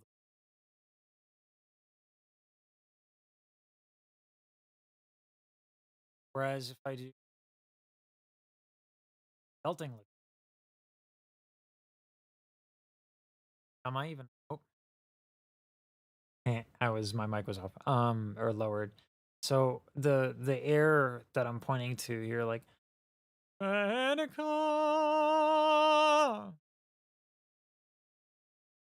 this fuzz right here.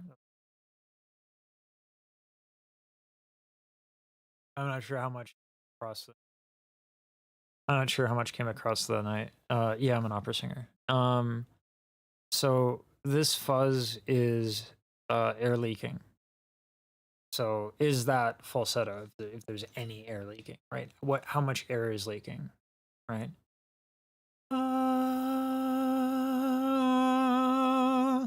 Right? Like how much air needs to leak before you call it falsetto?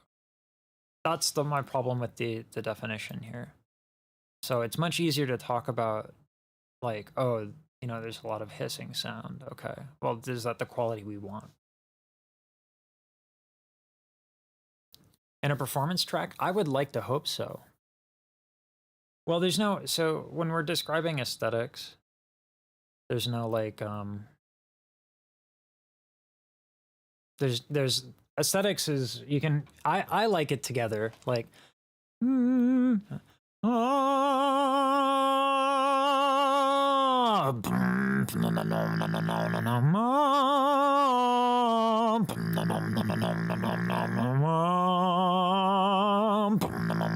like, I like it, but I like big, I don't know. I think it's fun, but it's like, you know, I would imagine most people don't want to hear that. And that's fine, but I like it.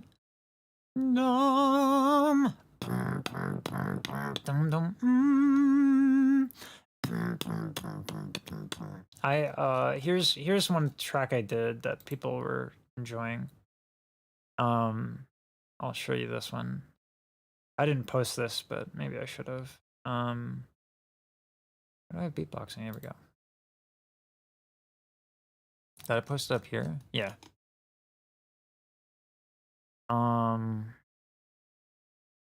Here. And I see you flay you alive, you one more word and you won't survive, you, and I'm not scared of your soul and power, you see right through you anyhow, you, and I see you flay you alive, one more word and you won't survive. I thought this was fun. And I'm not of your soul and power. See right from you anyhow. Anyhow. Anyhow.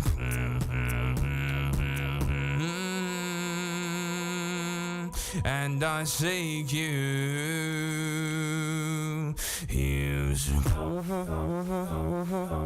Pitches on the drums are off. Oh, it bothers me, the pitches.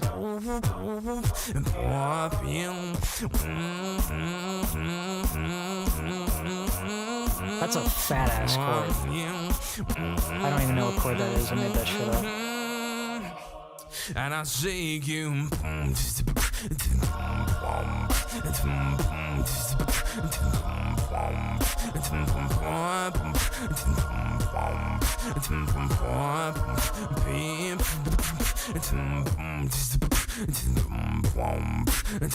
Yeah. So in my mind, that works. I've done one Dimash. I'm gonna do more probably. I'm just gonna get doxxed. Because the shit I have to say about Dimash is, yeah. I was gonna do an overrated, underrated, thing with somebody on stream.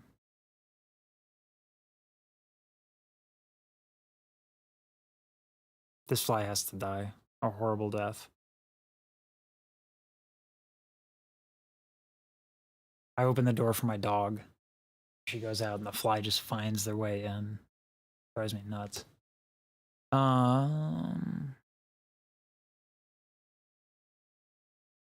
He's really good. He's super good. And I would, you know, I definitely think he's phenomenal. I just think people hear the variety and they're not really familiar with maybe one of the techniques that he uses, and the technique that he uses will be like 80%, 90% there, and it's like pretty good.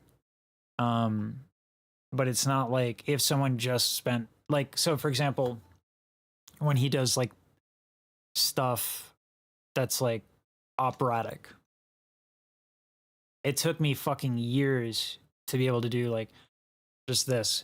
Actually, you know what? A better example would be Disbildness. Let's see. Disbildness ist bezaubern schon, wie noch kein Auge je gesehen.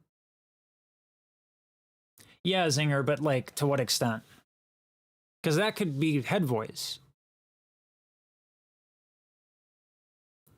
Right? You're letting more air pass through. But more relative to what? Right? So that's the problem, is that when we're talking about falsetto and someone's asking a question, is this falsetto? It's like, well, you know, that's why I go with the spectrogram. It's like, if I look at how much air is leaking, because it looks like staticky on the spectrogram, that's how I decide whether or not I want that aesthetic. And I listen to it in a recording, and I understand how to get them together, but not yet, Tank, not yet. I'm gonna do that, but I think I'm gonna do like what people are saying about it with the React thing, like how I did with not 16 carriages, but fuck the other tune.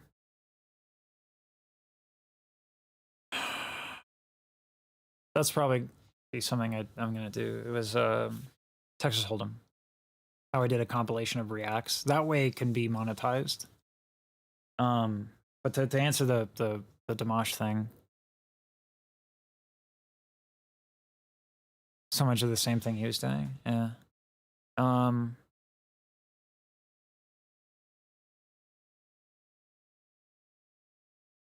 I mean, sometimes you need a good cry. Like the Brandy recording. Like sometimes I listen to gospel and it chokes me up, because it's like, it's about living life a lot of times and pushing through. And I'll feel that pretty hard. I cried once to listening to beatboxing. Forget what the track was, but I was like, that's just so fucking cool.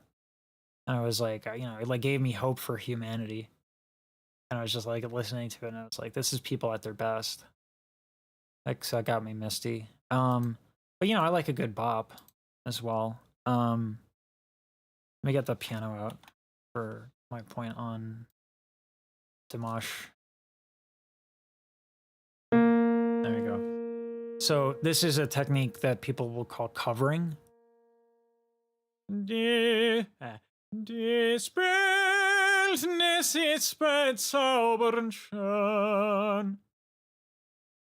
So instead of doing disbildnis ist bezaubern, I'm doing disbild as the vowel I'm using. Because if I do disbild, it'll sound like this.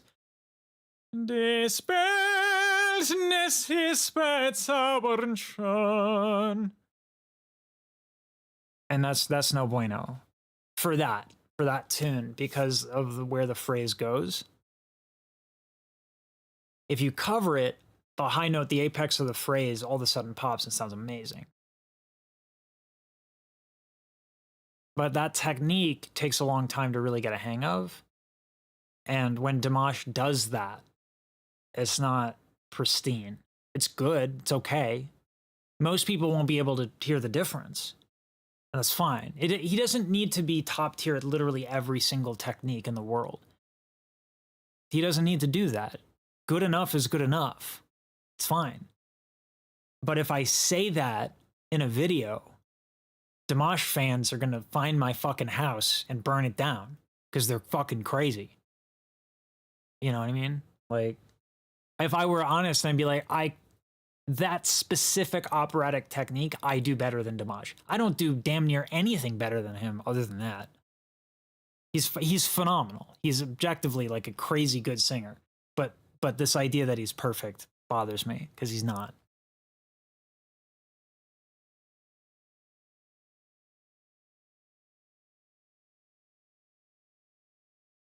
Yeah, Zinger, it comes down to like defining an aesthetic, which is always going to be hard. When Tori, it's beautiful. K-pop fans, I don't know. I mean,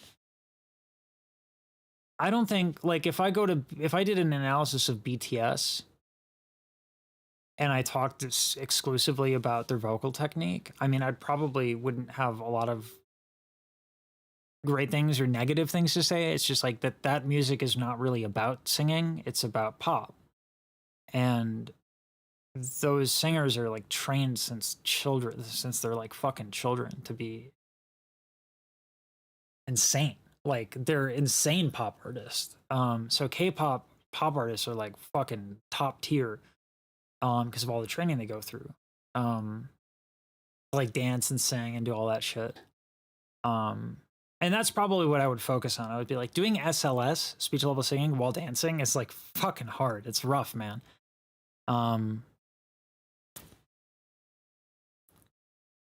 So Hyang is good. Yeah, I mean, idolization is weird. I never got into it until I met Juan Diego, and I was like, fuck. I'm starstruck. I hate it. But Juan Diego Flores was like my guy. I was nervous about Renee Fleming meeting her, and then God, I forget her name.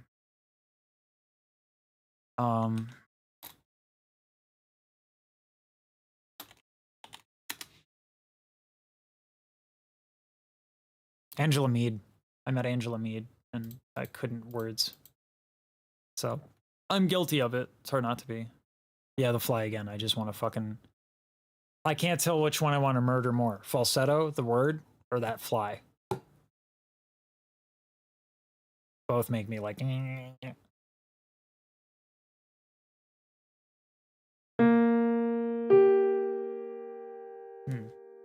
I just want to practice. Despair,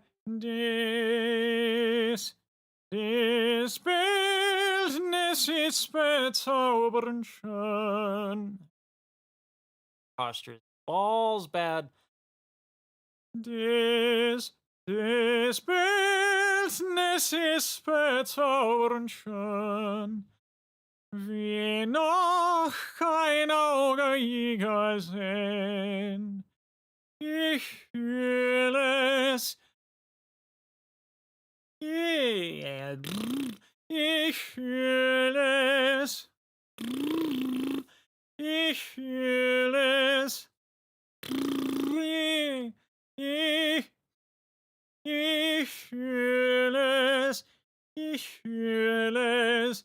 Wie dies Götterbild. That's flat. Up. I haven't stretched. I haven't done. Wie dies Götterbild. Mein Herz mit neu. Yeah, I'd want to stretch. Doyle.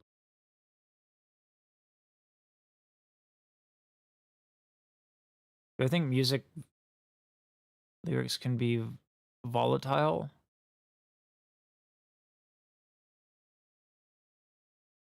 I mean, I think if art is an attempt at communication beyond what we generally can express through language, which is what I think art attempts to do. If what you're communicating is like hateful, then yeah, I think it can be volatile or provoke, you know, things. But it's also like how it's interpreted matters as well. Because there's miscommunication, right? So that's the thing that happens. So it's communication, and so communication can have issues. And so that's how I think about it. Bring that mic back up. I'm gonna stand for a second and sing.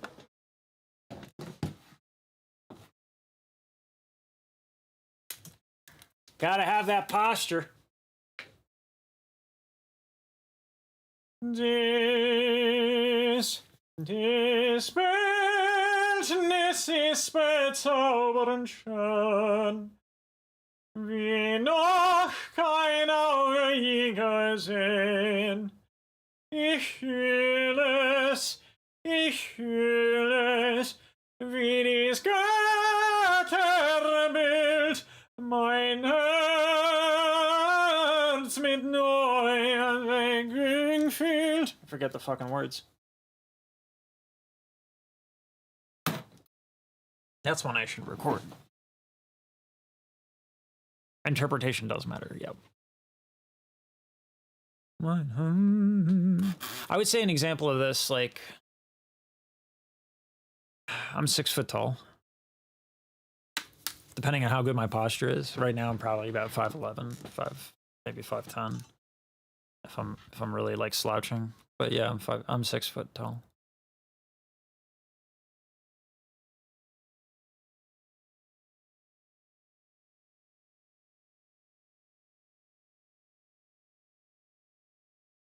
I don't know if I come across as being that tall. I don't know how one would come across or not come across.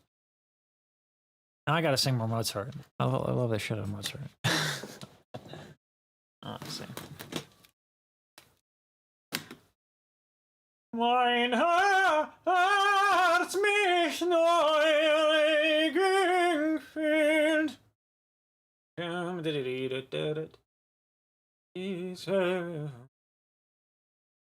I forget the fucking words. I need to look up the damn words. The last time I recorded Mozart, I was so fucking tired and stiff from working at Trader Joe's until like midnight. And everyone uses that as they look up that recording and like, this guy can't sing. And I'm like, well, anyway,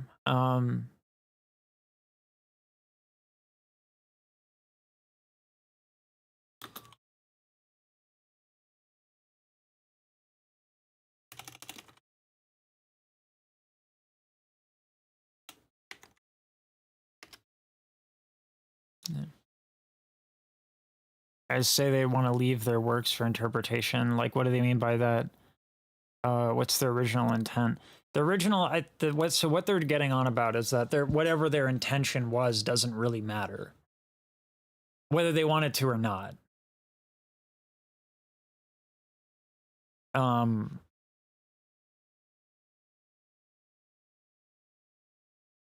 Because that's why like when Kurt Cobain was like, I just don't feel understood. I'm like, it's not your fucking therapy session, man. It's like, yeah, but it doesn't matter. Like, so System of a Down they were very transparent with their message. But when people listen to Sugar, are they thinking about the deep political meaning? You know, like, it's interesting how that works, right? Like, we expect like some people to be we expect certain aesthetics to be associated with certain heights. It's interesting.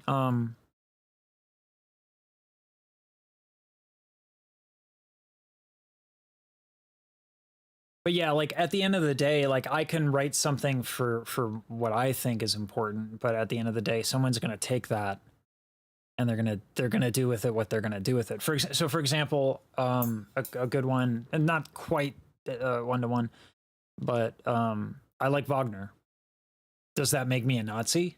Just because like Hitler liked Wagner? No, I like the music. Wagner was an asshole. Like he's a bad person. He was a bad person for so many reasons, but the music is great. It's good music. So I don't care what he meant by it or what he wrote by it, you know. And if anything, I love that like Leonard Bernstein, right? Super Jewish, conducting Wagner. It's like, yeah, fuck you, Wagner. Yeah, roll in your grave, motherfucker. Find out I'm a singer and ask, can you explain the precise physiological mechanism of the apagio breathing technique and effect on, you know what that reminds me of, Zinger? There used to be a website called Fach Generator, which kind of like,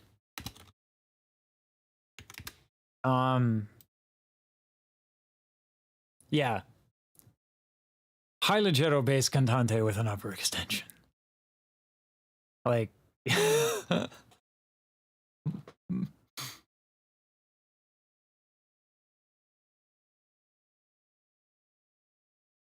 like this to me is like, people want to get super, it's weird. Like people want to get super technical without qualifying things, but also, I don't know. Yeah. Like going up to you and being like, teach me about the inner mechanism. Like, first of all, it's all out there. Just Google that shit. Also, I don't know. I hit notes. I sing notes. Don't ask me how my body works. Tell me about the inner physiological phenomenon that is breathing. And, you know, there are levels to that explanation, right? So I don't know. That's silly. People going up. Like, I love this shit, so I try to do this, but that there's an expectation is ridiculous. And I think this to me like exemplifies how ridiculous that is.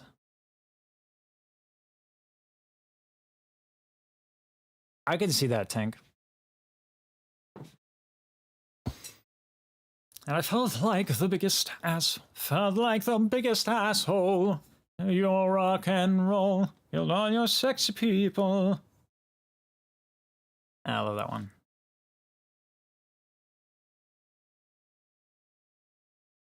That's a holy mountain. I love System of a Down. I don't give a shit if everyone thinks that's basic.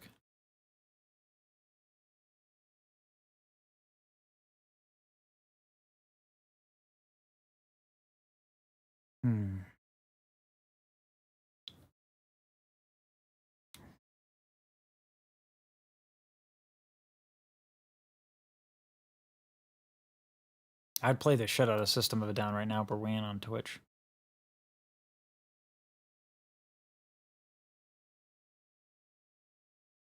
This dude is fucking amazing. It's a shame he's passed. Oh, and I love that aria too. Is so good. El solita storia del pastore, I think. Solita storia del pastore. Il povero ragazzo vuole contarla. Contarla. E far dormir. It's amazing how much easier it is to sing when you're fucking standing.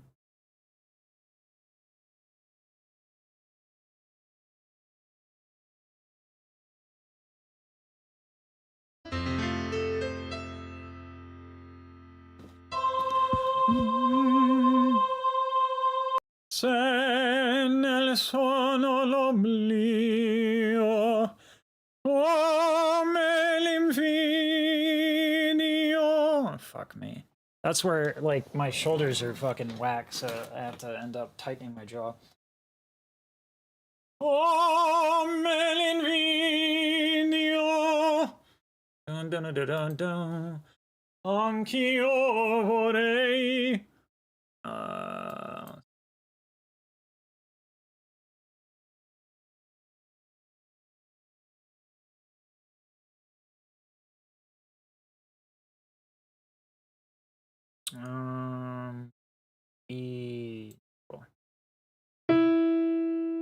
Anch'io vorrei dormir così nel sonno almen l'oblio trovar la pace sol per quando io vo. See. That's an example of like covering being difficult because I have to transition to something else. I'll get to comments in a second. I just want to fucking not suck.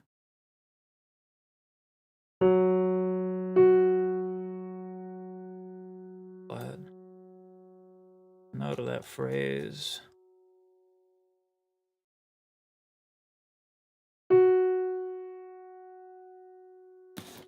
Io vorrei poter tutto scordar. Yeah, fucking opera's loud. Opera's loud. Vorrei poter tutto scordar.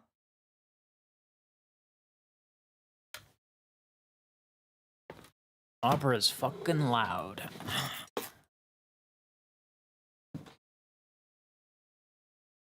But that vorrei poter tutto, even though that's not how it's written. Vorrei poter, vorrei poter. Let's see.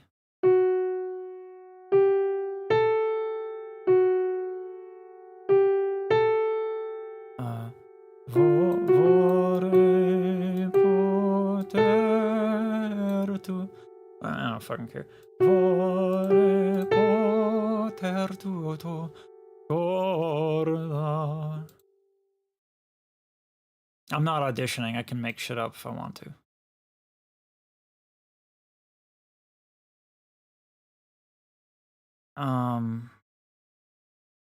And harmonic differences between belting and modal voice real time using a spectrogram.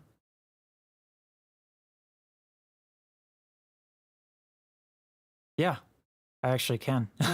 It's great.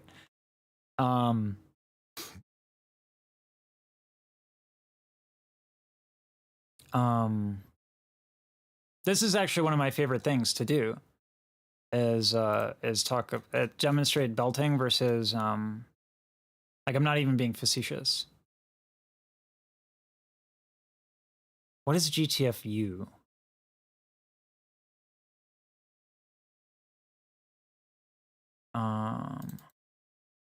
So if we do this,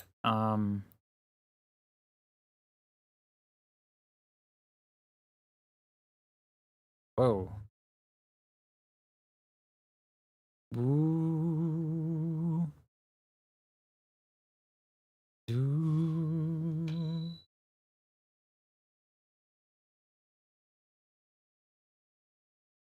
Feedback.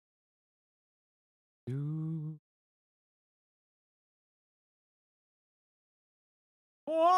Vorrei poter. Vorrei poter tutto. So that's classical, and then belting looks like this. Am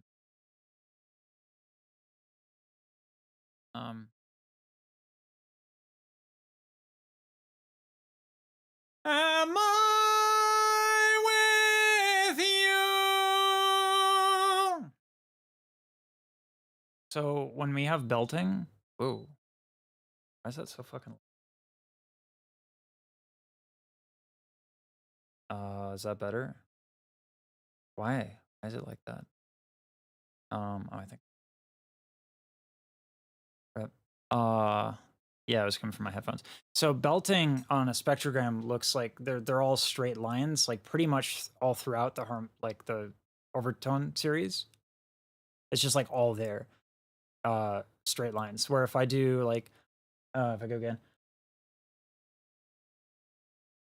Cuore poter tutto tornar.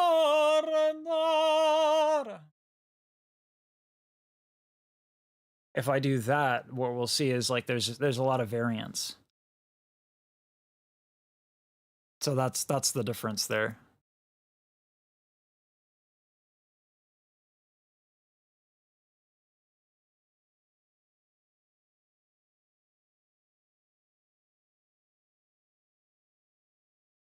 So and that's not exactly quantitative, but that's demonstrative of.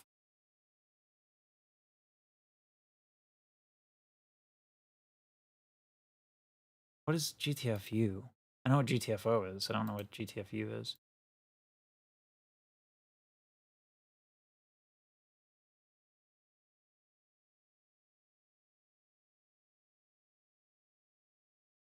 Oh, grow the fuck up. You don't have to, and nor should you. Absolutely not. No, like, and this is my context is completely different, right? This is a live stream. I do vocal analysis. This is like, right? The context is completely appropriate. But if you're singing and someone just like fucking like goes up to you with a question, first of all, they're not paying you for your time or your expertise. So that's a weird expectation. Like you'd never go up to someone and do that, right? It's totally ridiculous. And I would say the same thing is true for the YouTube comment section, even on singers, which is why I hate reading YouTube comments, particularly about falsetto. I'll say the F word and someone just lights me up in the comments like it matters. So yeah. No, you never should have to explain it in any way, shape, or form. I don't even think I need to explain it. I just like it.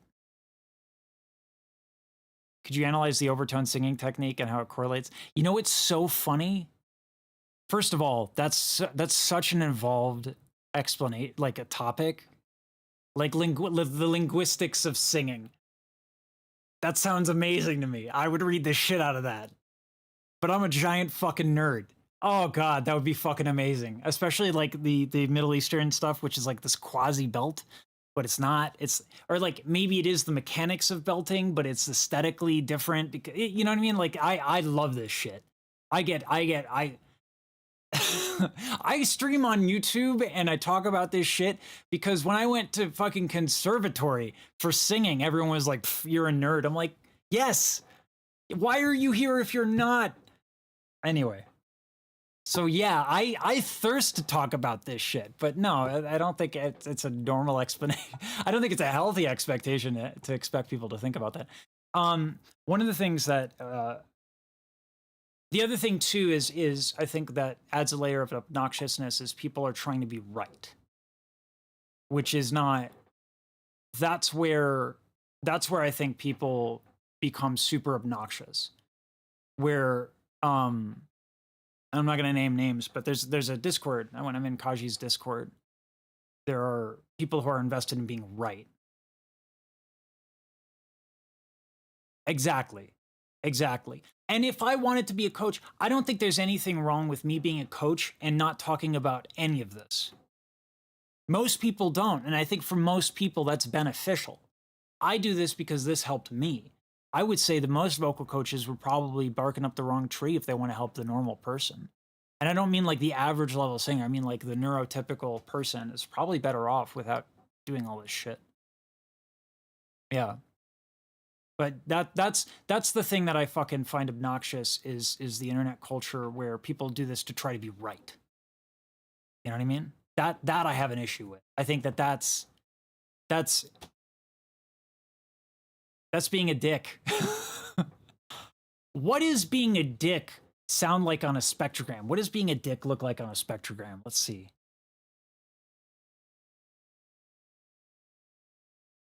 Well, actually,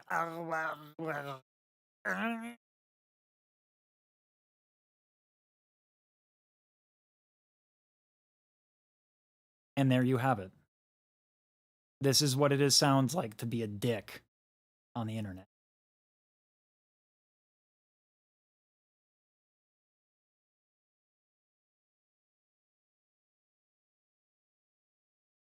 As obnoxious as it is, look at the lack of resonance.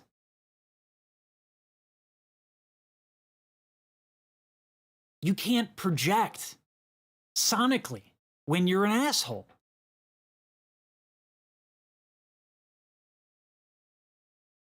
Unacceptable.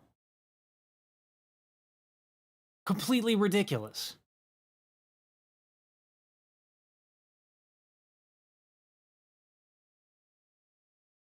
Anyway.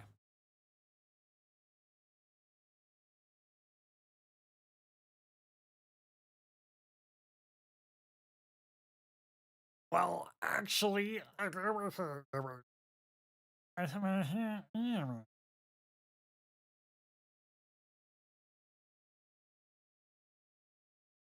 that makes sense, actually, that the actually is very bright and obnoxious in like that specific frequency range. Well, actually, that makes sense.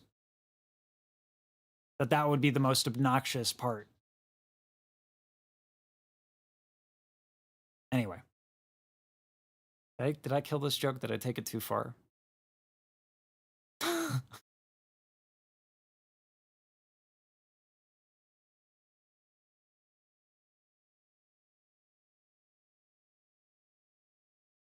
Oh my glob. Is that lemon grab? No. That's the princess. Oh my glob. Lemon grab is fucking hilarious. I love that show. What was it? There was a comment that said, this is what happens when someone who smokes way too much weed is motivated. And that was how they described Adventure Time. And I was like, yeah, actually, that makes perfect sense.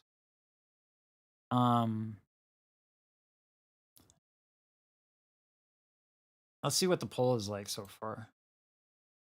That was actually the point of the stream.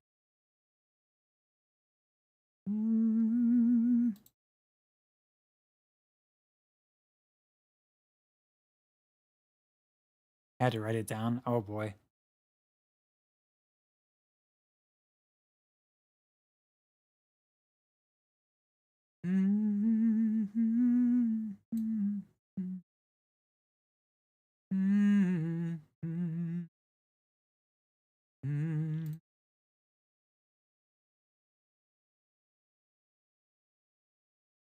Could you elucidate the method by which intrinsic laryngeal musculature adjustments can optimize the Bernoulli effect for timbre? That's so fucking asinine. Well, now I'm gonna mute you, Xbox, forever.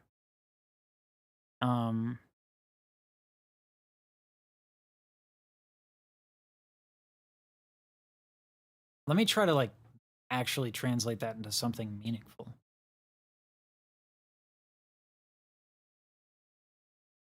Because the Bernoulli effect, like muscular adjustments optimize the Bernoulli effect. The Bernoulli effect doesn't need to be optimized, it simply is. Timbre modulation, what do you need to modulate? What timbre? Are we trying to, and I don't need to, I know I don't need to do this, but I like to do it because I like to shit on people who do this. So what timbre? What timbre are you modulating? Messa di voce. Okay, is that the timbre you're discussing? Okay, well, if you're asking for the muscular, if you're asking for an anatomical explanation of an aesthetic, first of all, impossible. Because we would need to actually objectively measure what messa di voce is to even answer this question. So that's the first problem with that.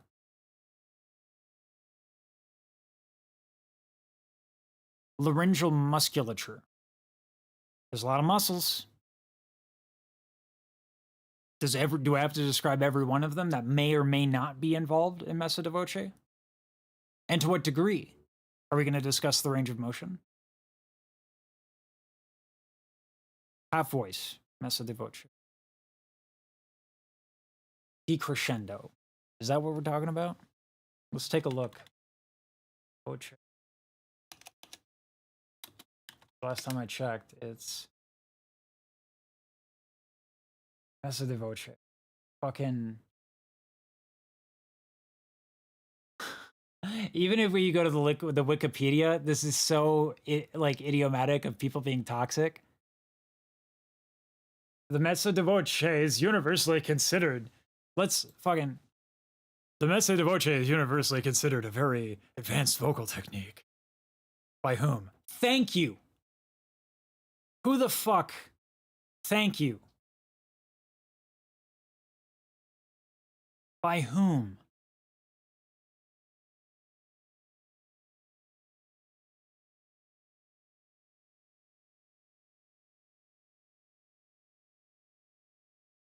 So that's what yeah. But this is not.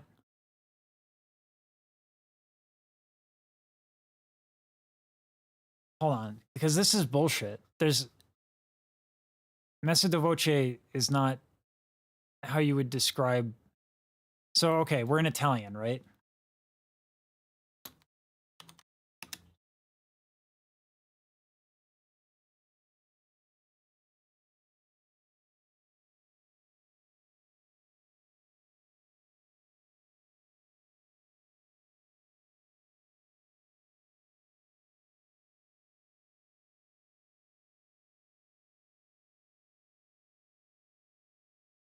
So all of this placing of the voice, placing is usually used as a substitute for vowels. So it has nothing to do with volume. Yeah, yeah, Sleto, I will. So this is my problem with all of this bullshit, Zinger. And this is my problem. This is what led me to have so much anxiety. None of this makes any sense. They're using definitions to define the like placing of the voice.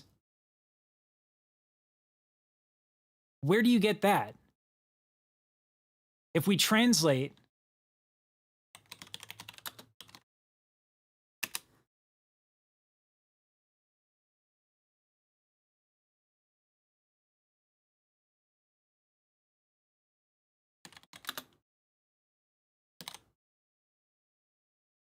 mass of the voice. That's the literal translation, mass of the voice. Referring to placement? It's like, that's like a weird ass definition of discussing optimal vowels. So good singing, Messa de Voce is good singing, and it requires sustaining a single pitch while gradually making the voice louder and then softer. Really? Why not just call it crescendo diminuendo? Why give it a technique name? Why introduce an extra layer of abstraction?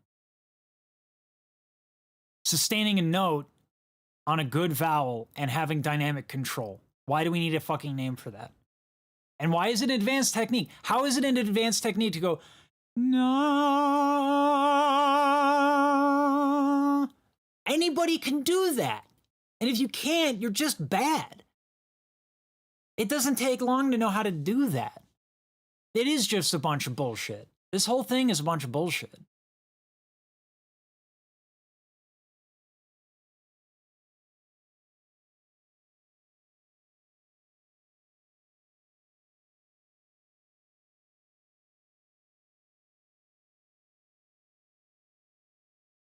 Whoa. Half strength? Strength? Am I lifting? Am I doing a deadlift at half strength? Strength of what? Define, like, strength of what? What muscle? What? Strength of what? The sound? What note are we on? What vowel are we on? Right?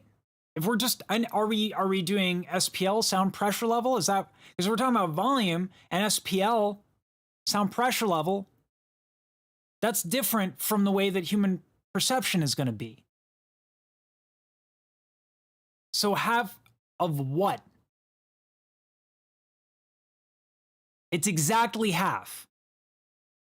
If it's 49%, it's actually not mezza di voce or mezza voce. It's got to be 50. I will accept 50.83. I will accept that. But the second you hit 50.84, you fucking asshole, get the fuck out, you garbage singer who can't do an advanced technique at half strength. Do you even lift? Get the fuck out of here with your 50.84.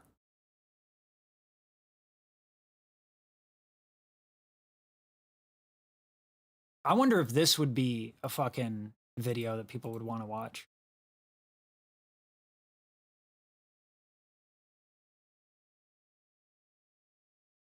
I mean, I'm tired enough to make this, like, agitated enough to do this, but am I going to go through the trouble of it? Probably not. So I can validate whether or not it works. Whoever this person is my fucking hero. By whom? Very advanced relative to what? Volume control is advanced? How about you just suck? Why do we need a name? It's a very advanced technique to be able to control your volume. What?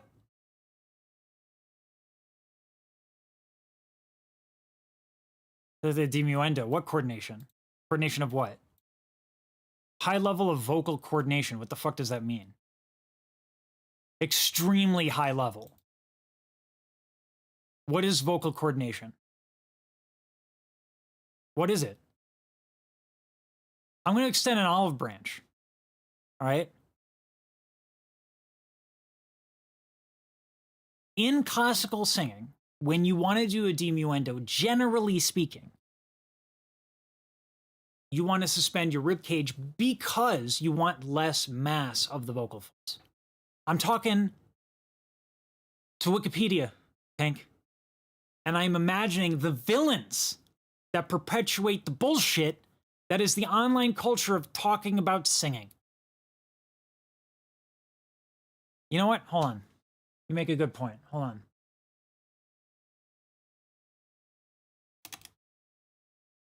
You make a good point, Pink.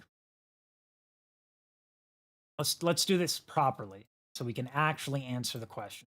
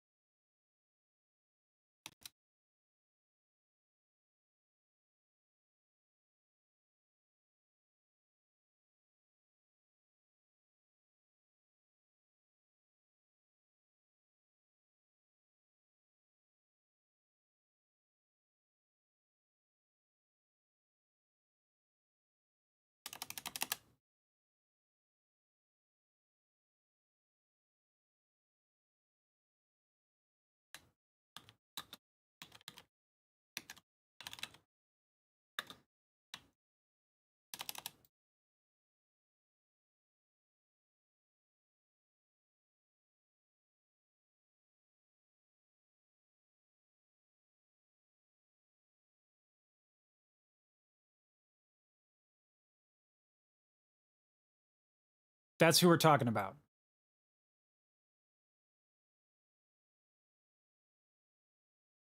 That's too big. Can we make a weird ass face? Make a weird ass face.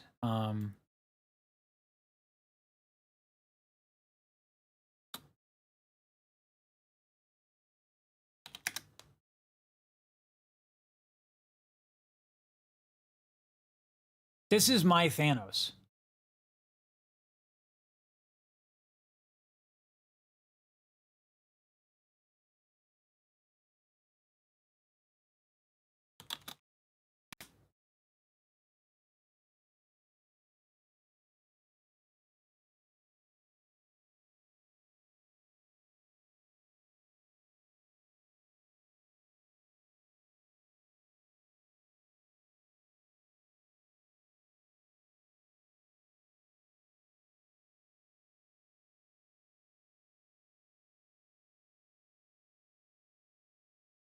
Okay, well, that didn't work.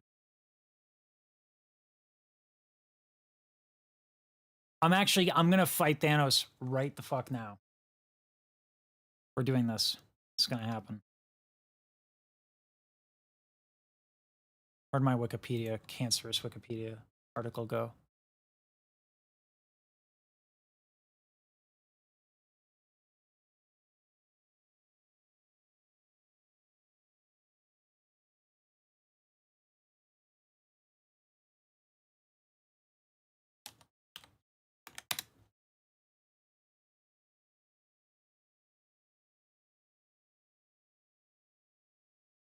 Half strength. You know what? This face is distracting.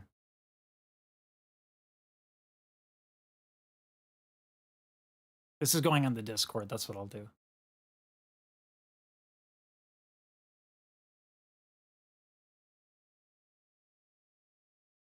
Messa di voce.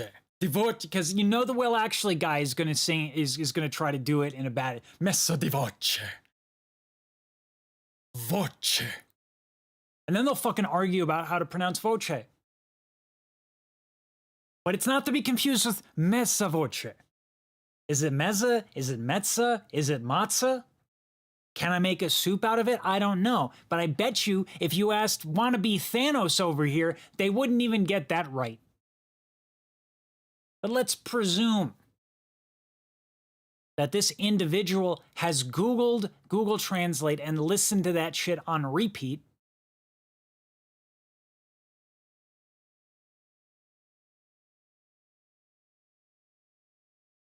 Let's give this person the benefit of the doubt.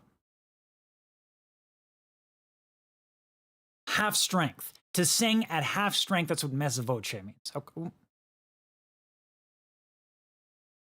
What are we talking about? Are we talking about a deadlift?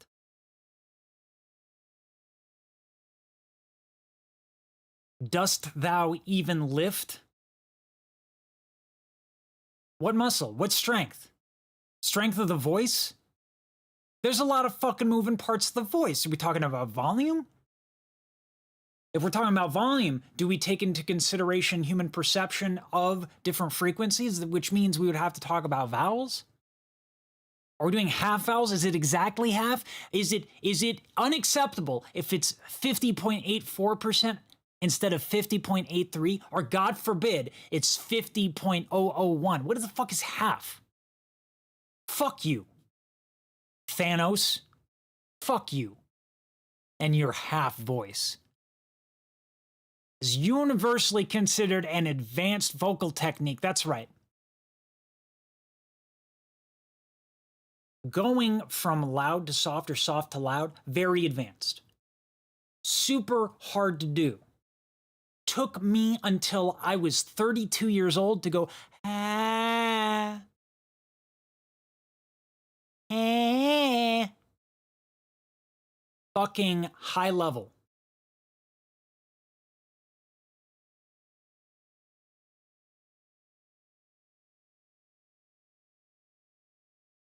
The only feature of the note being sung is that it should change in volume, not pitch, timbre, or vibrato.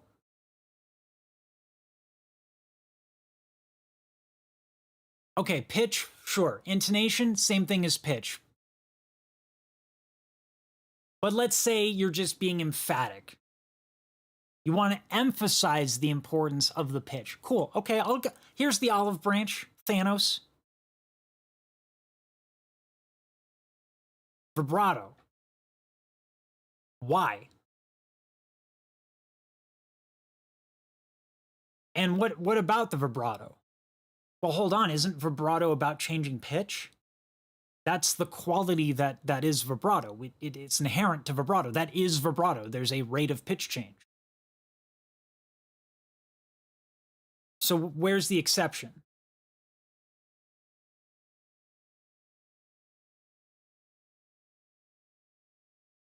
Let's move on. Completely indefensible, you're wrong, you're stupid. Let's move on. Let's assume that this is right. Let's go to the upside down where this actually makes sense. Let's continue. Extremely high level of vocal coordination is a prerequisite to messa di voce.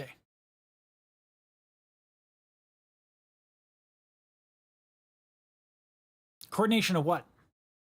Let's look up coordination. Let's really get into this.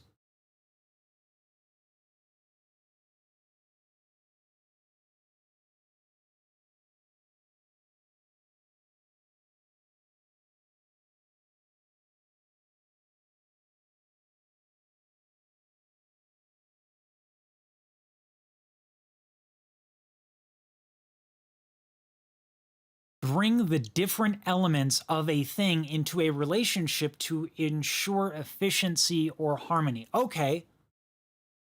Elements. What elements of the voice?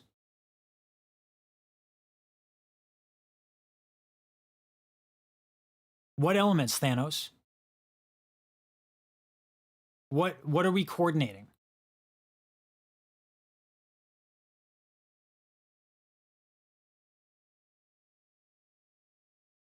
This is particularly of importance in the diminuendo. Why? Fucking why? Why is it more important in the diminuendo than the crescendo? By your definition, the crescendo is part of this.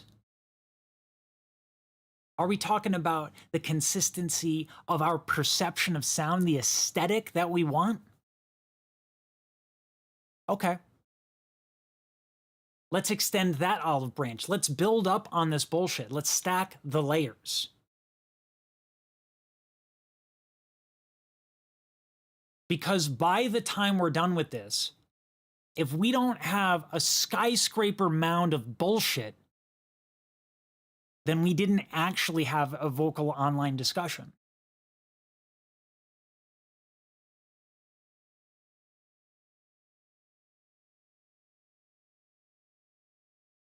The technique is not often explicitly called for and is rarely heard outside of classical music.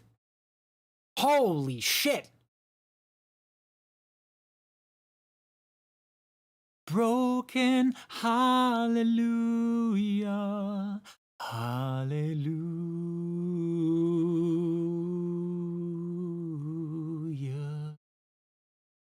hallelujah. That's by definition. Oh, sorry. Let me introduce vibrato throughout the whole thing.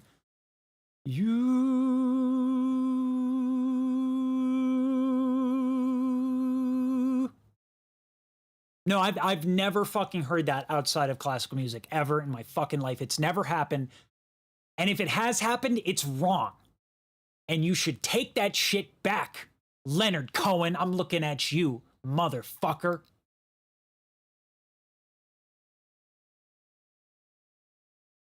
Bringing that shit outside of classical music. You know what that's called? That's called cultural appropriation, Thanos. Do not culturally appropriate my Mozart.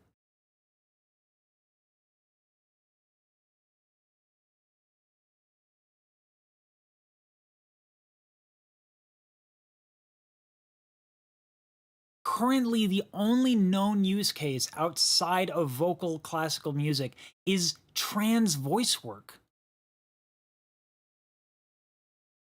What the fuck?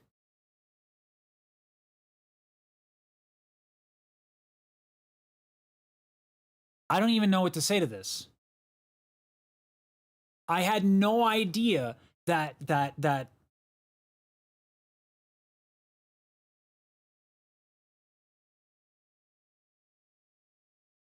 the goal of trans people when working on their voice is to sustain a pitch. Doesn't change pitch. The intonation doesn't change because fuck you if it does. The timbre doesn't change. And there is vibrato. Had no idea this is what trans people were trying to do.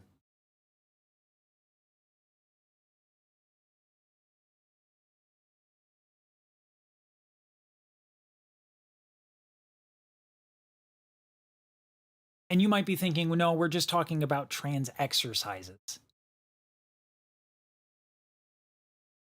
Maybe that's what your counterpoint was going to be.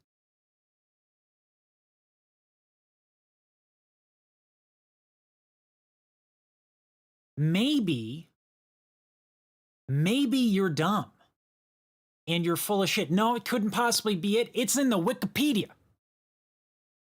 So let's move on. Now we have another layer. Is this the fourth layer of bullshit? That's what we're going to go with. Fourth. In Western art, messa di voce was associated with the famous castrati. Vocal technique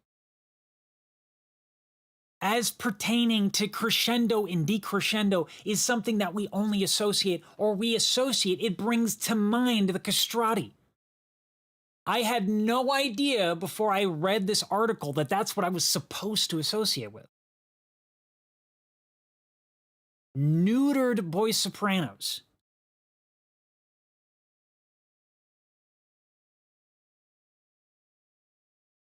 Oh, but it's okay. Hold on, wait. No, but now it's expected of mezzo sopranos and countertenors who sing the same roles in Baroque operas.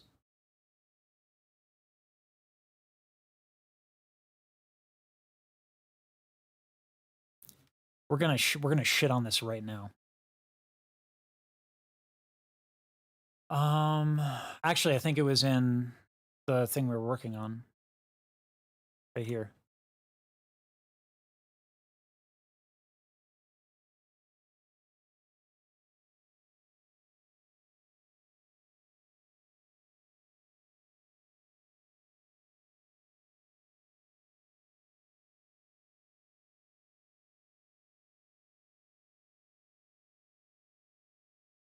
That's not explicitly notated. Let's find one that's explicitly notated. That is outside of birth.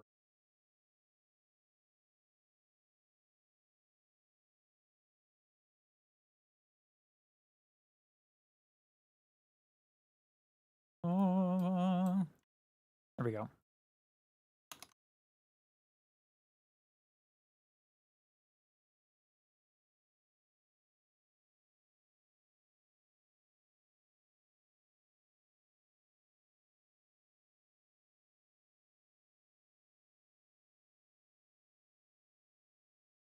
This is Puccini. This is Romantic era music. What's this? What's this? It's sustained? Oh, sorry, maybe it's not sustained long enough.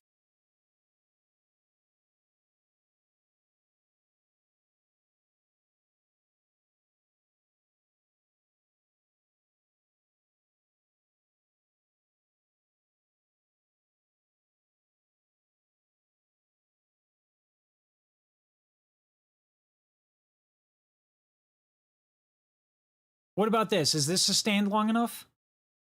Or is this invalid because it's only a crescendo? Does it need to be a crescendo and a diminuendo? Okay.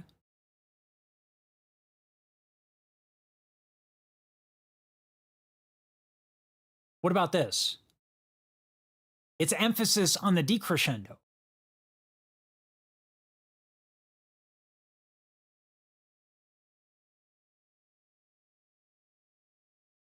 Let's find another example.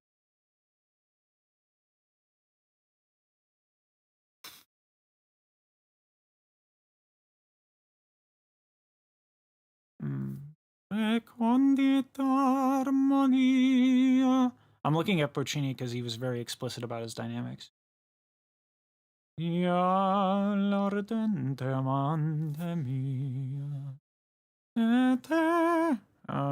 Let's see.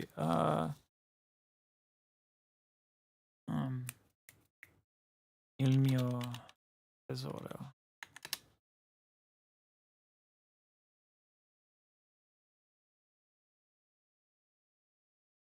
No, sorry. There's like literally no dynamic efficient.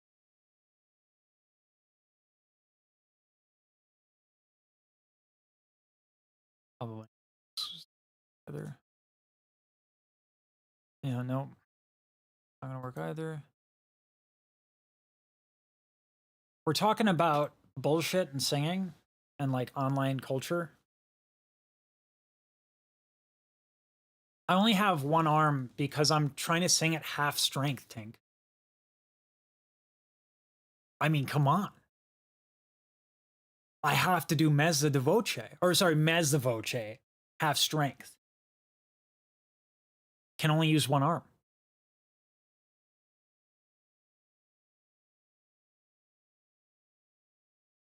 Puccini has probably the most, I mean, Verdi would as well.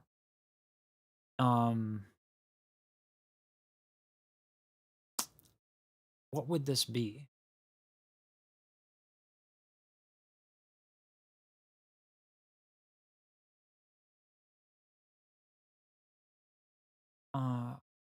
Also, Baroque didn't have a lot of dynamic notation. It was explicitly by design. It was expected that the artist would interpret that. So Baroque music doesn't have a lot of that. God, what's a good Verdi aria? Shit. Bum, bum, bum, bum.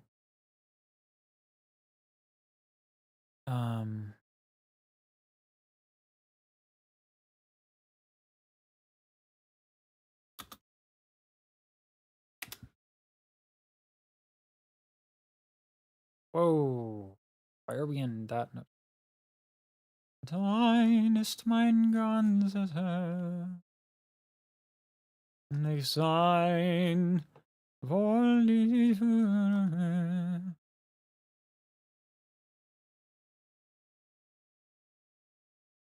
Of course it's not actually in there.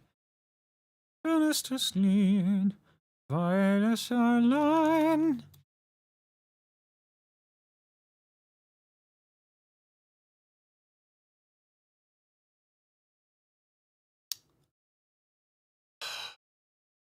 dei miei volenti spiriti, il giovanile ardore.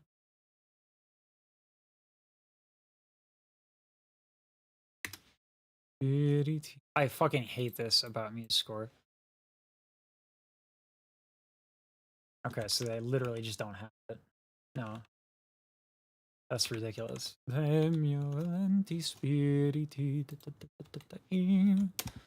l'ardore e la tempra col placido.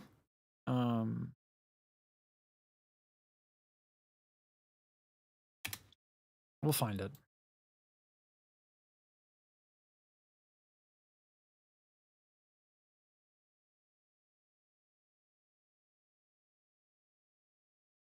Oh, that's okay. That's not true. That's not. Connetta armonia.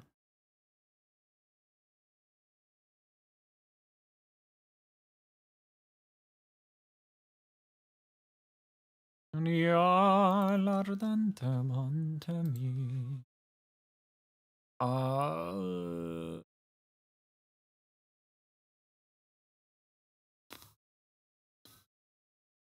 God, I can't think of any fucking Verdi art. Insane. Other than Damien.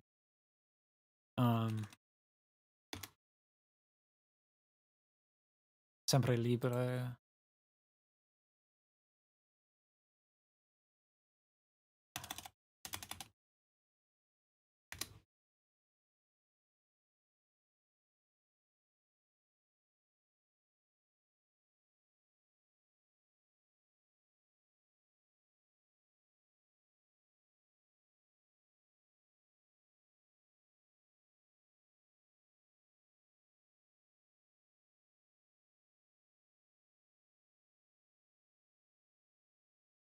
Oh!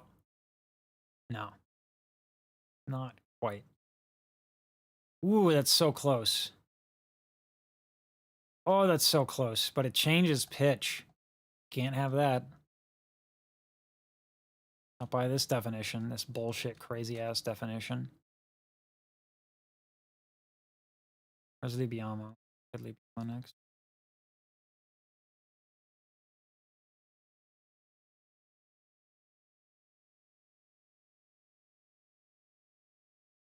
God, I love this aria.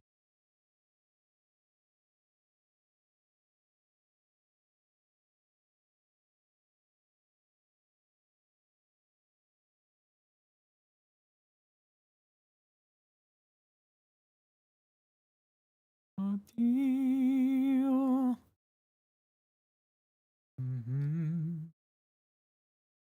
The next one we check.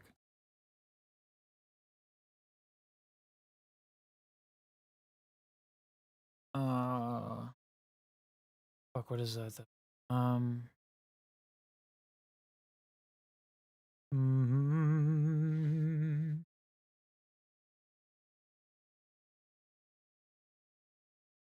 We'll check it. Oh. You know, I asked for arias. This is not necessarily an aria. I love how it's by Luciano Pavarotti. Like, yeah, that's not exactly how that works, but okay. Better not use both lungs. Exactly. That's half strength. One lung. Only one.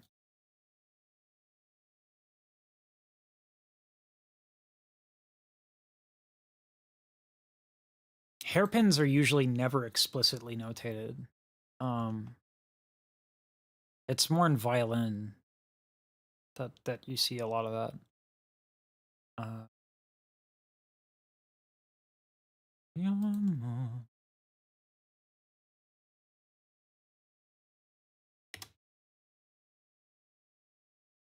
It's not in O Mio Bambino Caro. I'm gonna give up.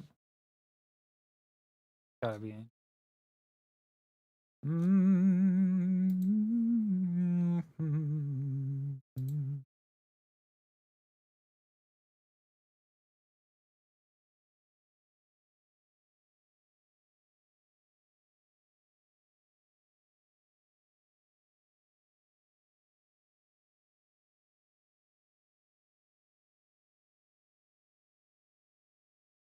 It's the bullshit of needs to be sustained.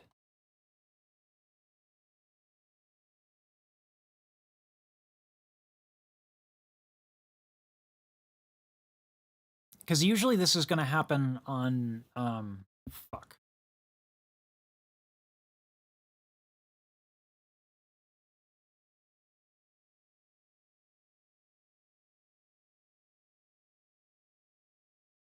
Ooh, Visidor.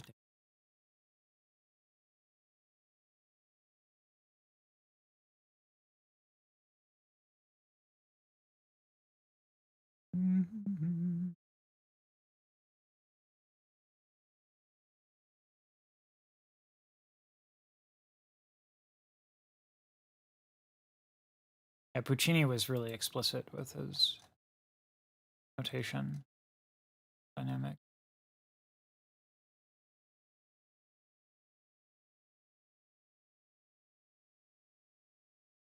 I mean, that's the closest I think we're gonna find, really. Like, if it were meditation violin, I think we'd be able to find it.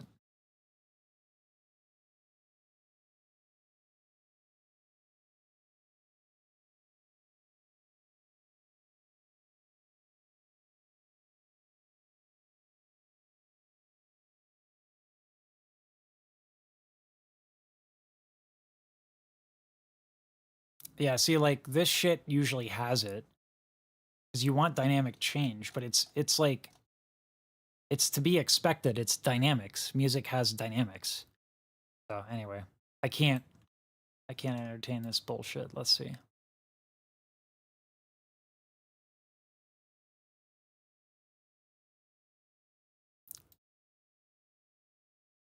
This one I hate.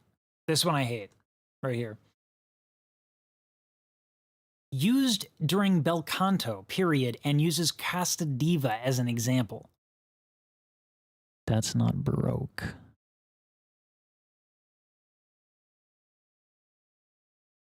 That's not Baroque.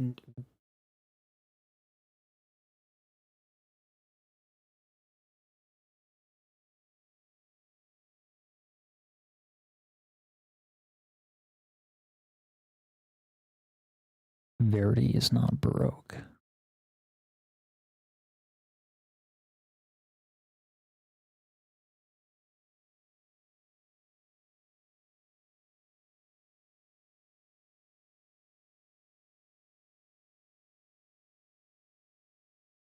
Wait.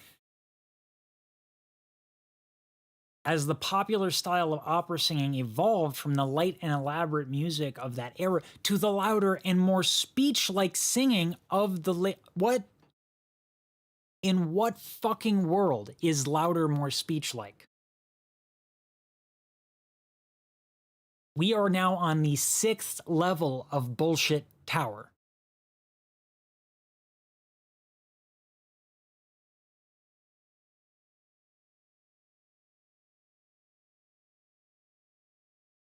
Oh, but hold on. No, wait, hold on. They referenced Messa di Voce from Merriam-Webster's dictionary. Okay.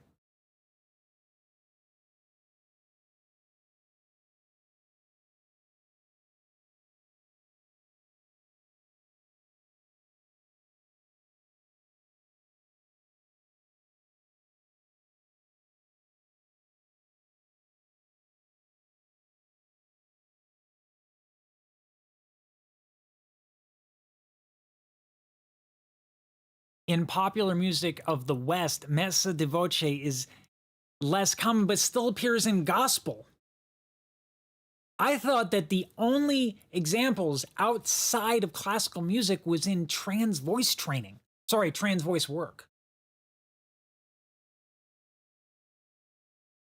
7th layer of bullshit.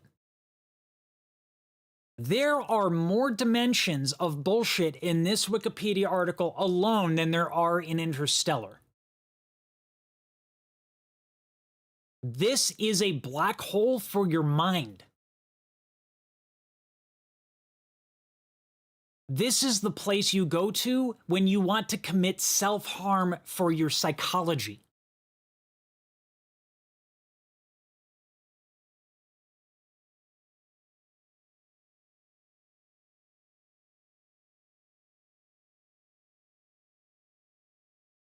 So what do I think Messa di Voce mean?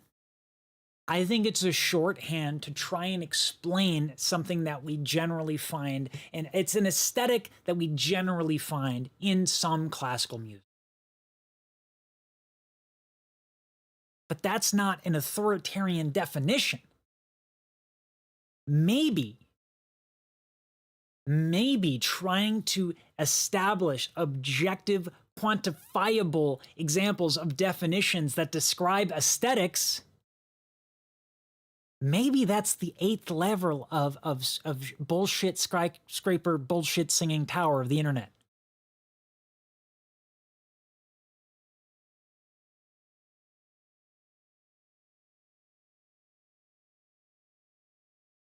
And listen, if I had more time, we would add so many more levels of bullshit. We would go into extraneous details of how much bullshit there is. Doesn't change in timbre. Doesn't change in timbre? Motherfucker. Name me an artist that you think did Mezza di Voce. Name me a motherfucker, and I will put that shit through a spectrogram, and we will watch frequencies change. But hold on, wait a minute. Wait, does that mean I don't know what the definition of timbre is?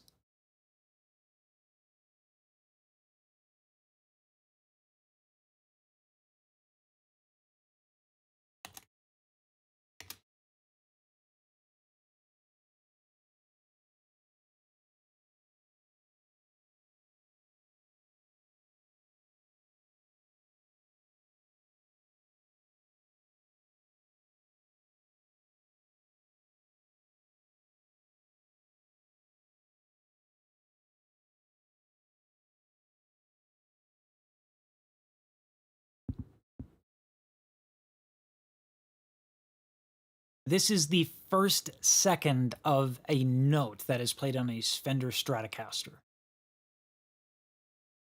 Here is the pluck of the string, the attack. Here is the rise in pitch, and this is the sustain, and they don't really get to the first drop off. We're also not getting into where this is amplified, if this is amplified at all. But that's a change in timbre. Or are we not talking about envelopes? Attack, sustain, decay. Does someone just have to start on a sustain? What does that even fucking look like? Describe to me the transients that you're talking about when you're talking about vocal timbre that doesn't fucking change. Okay, Wikipedia, maybe Wikipedia is a bad example. Let's go to the true authority. Let's go to Reddit, the place where no one lies.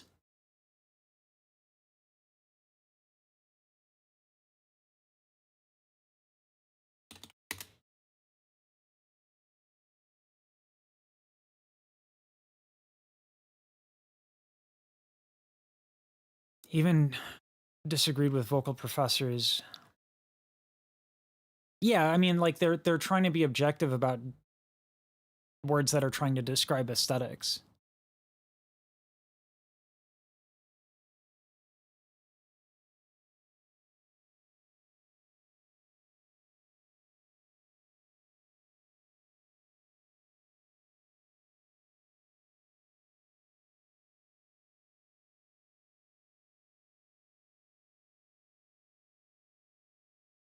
I do like Victoria.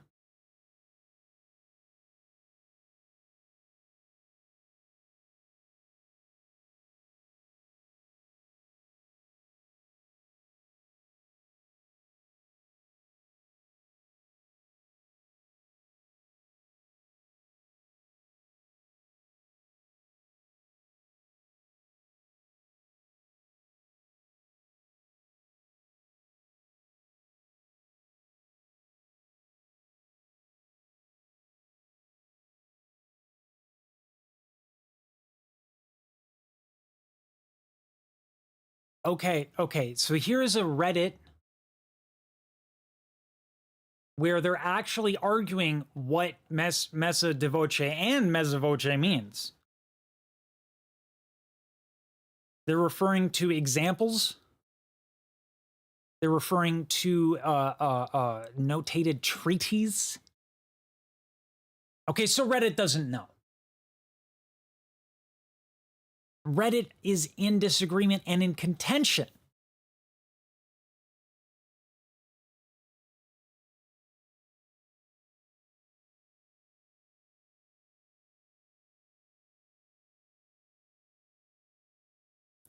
Clearly, we need to go to the absolute source, ChatGPT.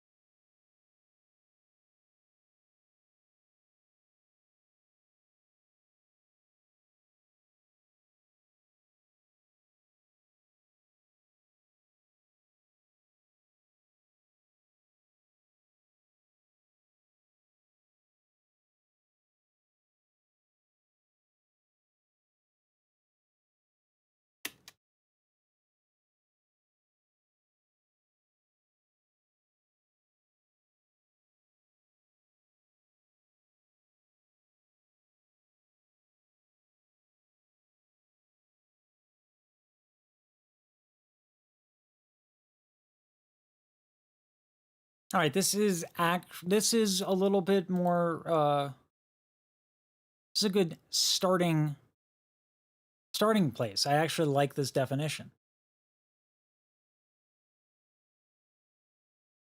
It involves starting softly, gradually increasing the volume to a peak, gradually decreasing it back to the starting level. The ability to control dynamics. Holy shit. Whoa. Demonstrates the abilities of a singer to control dynamics.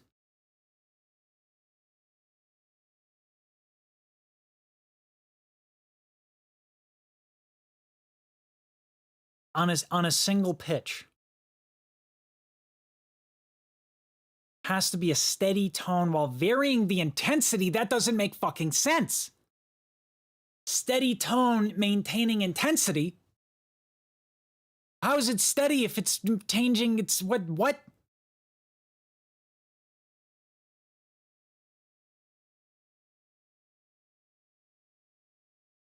It's often used to demonstrate vocal control of fucking what? Pitch? Dynamics? A steady tone that doesn't change in intensity? To demonstrate expression. Why is this particular technique is it solely responsible for expression? Why is that word? Is singing not inherently expressive? Artistry. So if I use staccato, a che d'amore la fiamma io sento, non sa di giubilo e di contento. That's not artistry. Fuck that. It's not artistry. It's not mezza di voce. You fucking plebeian. Rossini is for basic bitches. Actually, I think there's actually some truth to that, but I love Rossini and I am a basic bitch. I listen to Rossini while drinking rosé. Because I'm white trash. So maybe actually this might be the most legitimate point of the video.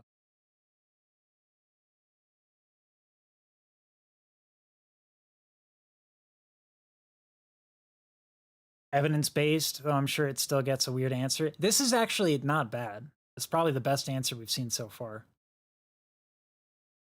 Yeah, I mean, like, this is the thing when you're describing aesthetics. This is a pretty good, so if someone says mezza di voce, and you're like, this is what I mean by that. And it's like, okay, well, let's talk about those things, right? It's a starting point. These terms are a starting point.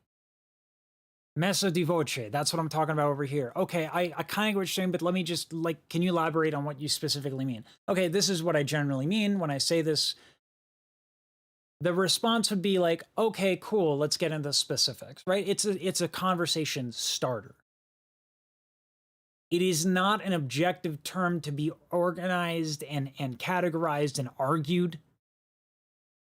And the same is true for falsetto, by the way, and that's coming up next. You're welcome.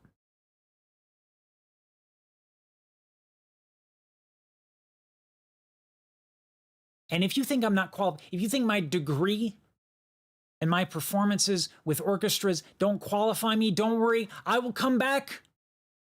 I will come back when I have written a Wikipedia article. Because that's the real shit. Oh, no, hold on, I gotta go on Reddit. I gotta write the Wikipedia article, go on Reddit, cite the fucking Wikipedia article, and then also write a book. And then get some sort of professorship position. The latter being a little bit more difficult, but also not at all based on, like, you know, like anything objective.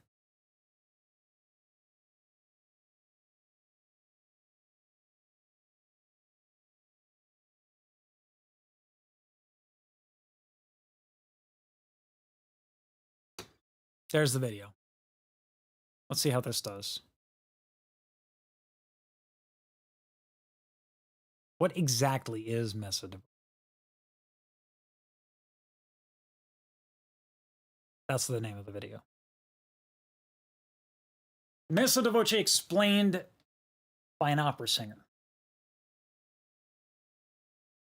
Opera singer explains why mezza di voce is often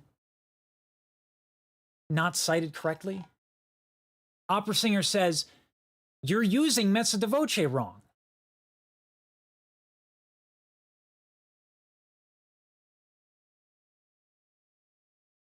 Oh, God, I don't know, Zinger. This is emotionally exhausting.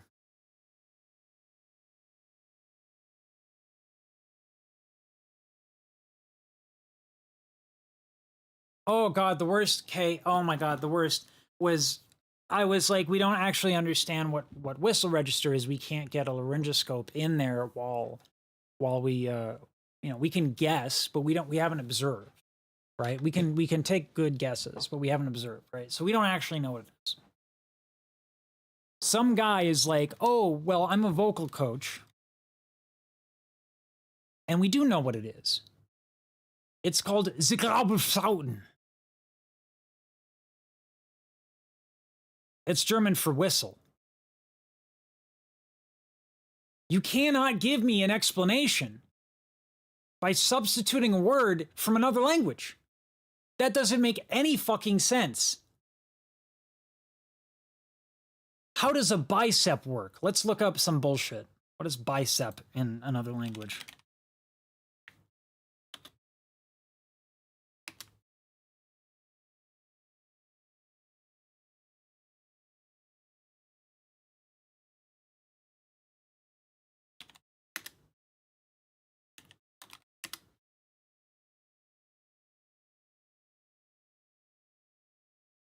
Bicipeti. Bicipeti. Fucking call all of the medical journals. Tell them they're fucking dumb. They've used way too many words to define a bicep. They're fucking idiots. It's bicipite. Bicipite. Bicipite.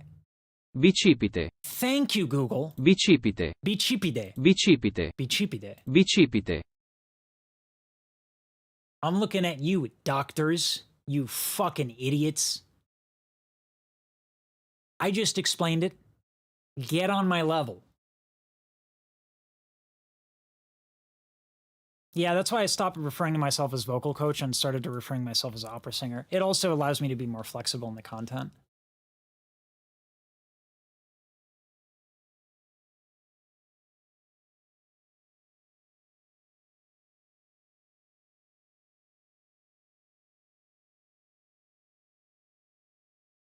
Thanks, Tink. That would be much better than Wikipedia. But I agree. There's utility in this. But the E-peen that is swung around is fucking atrocious. It's multiple layers of dumb. Teaching is not easy. And so, I would say that from a teaching point of view, getting super hyper explicit might even be a distraction from the real goal of getting someone to kinesthetically experience what you're talking about.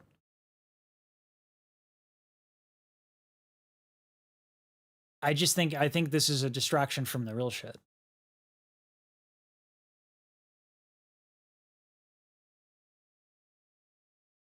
Like for superficial discussions of voice and vocal technique, this is fine. There's utility in it. But this idea that you can take a term and then replace it with some Italian bullshit or German bullshit, what am I going to go to a doctor and be like, yo, you got the term bicep wrong? It's actually... Bicipite. It's a bicipite. You're dumb, doctor. Where'd you even get your medical license when you have the wrong definition of bicep? Bicipite. Bicipite.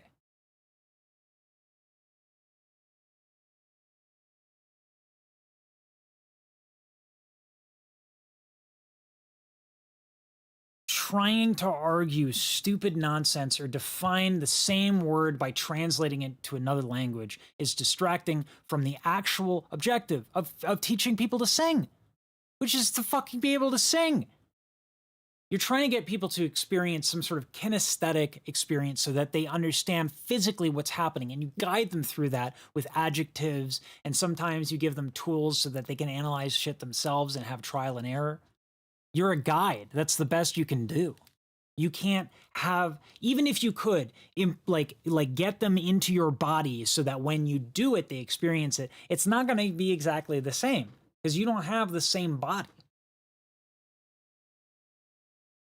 Shit, even the way that you're going to hear it is different because the ear canal is going to be tuned differently for every single fucking person.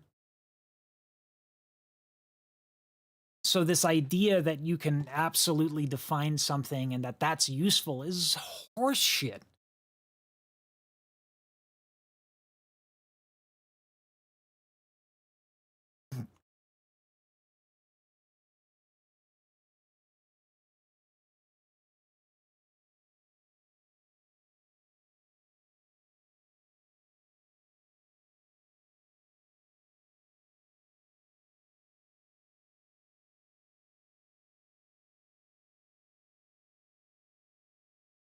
So this is in regards to this recording that you sent, Seismus.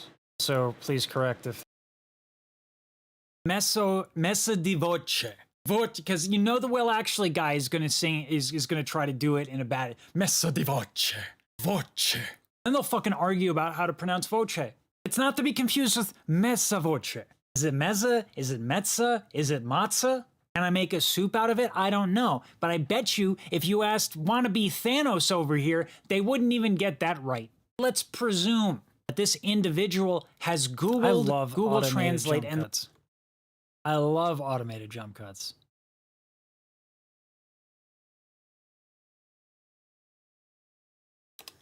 Well, talking is kind of my job. All right.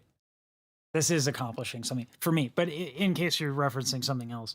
Yeah, I think so. I think it's better to kind of like that's why I have a lot of people do movement exercises. I don't talk a lot unless it's to get them a break because of how myelin is built. Myelin is built when you take a step back and you're forced to recall something, and it is in recollection that people build the neural pathways that actually allow us to be good at a thing. So there is utility in taking a break.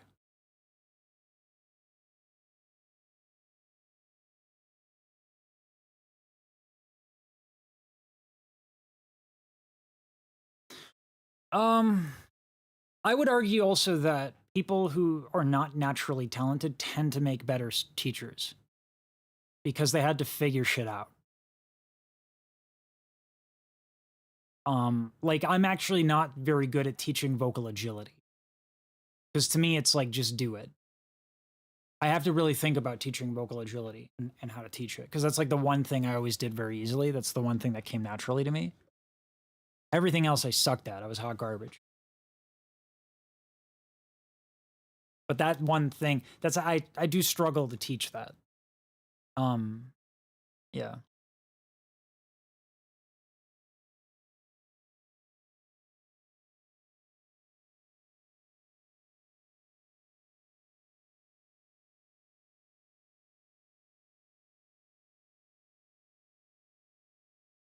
Oh my god, how long is this shit? Holy shit.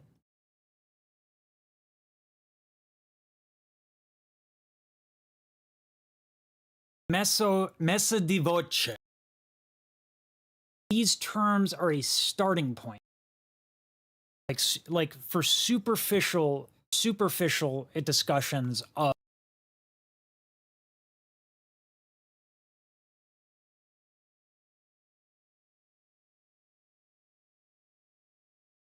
no, I had a very hard time learning to sing.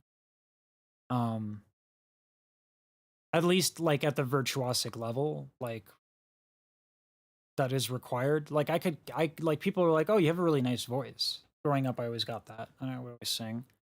But like there are levels, and to do it operatically at a professional level requires quite a bit of ability. The skill floor for opera is very high.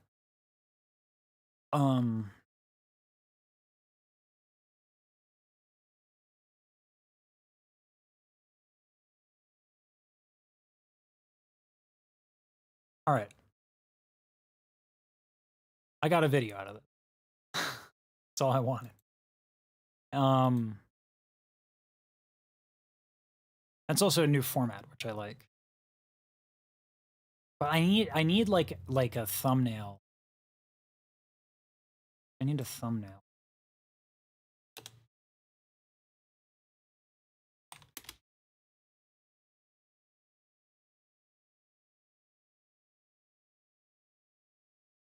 But is this gonna work? I put this guy in. What's the... Oh, that actually might work.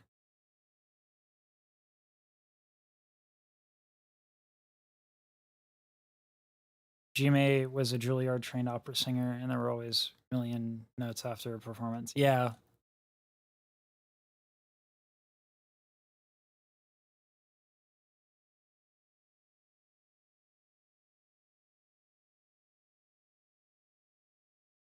I need like the most obnoxious...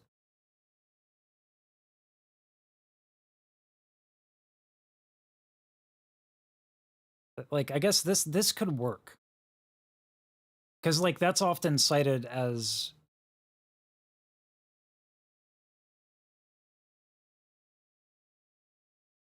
Like literally they're referencing Vokai in a lot of this. So I think I can do that.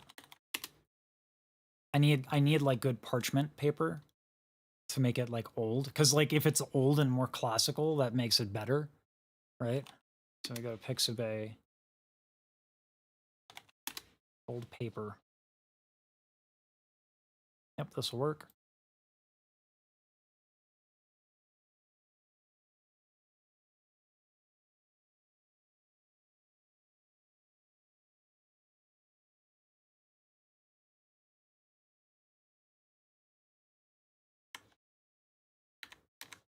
I hope you know I meant grandmother, not GMA. Oh, okay.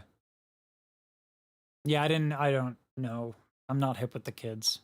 So I appreciate explicit help on these things. That's not... Oh, whoa. I don't want to crash my computer.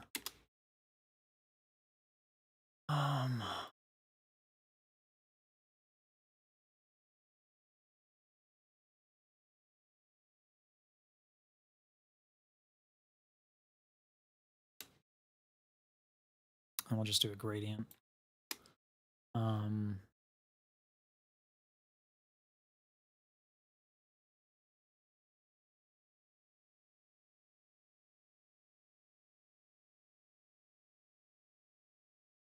Go. I need some sort of like authoritative script font.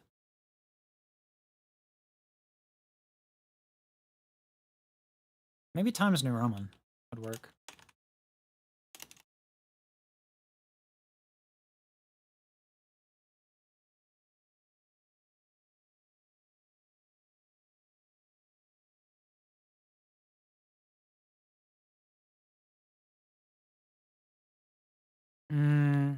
That's too basic. Let's try bold, maybe?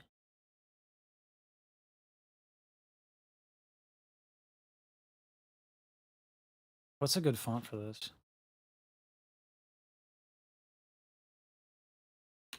Maybe no caps. That might work. I think that might work.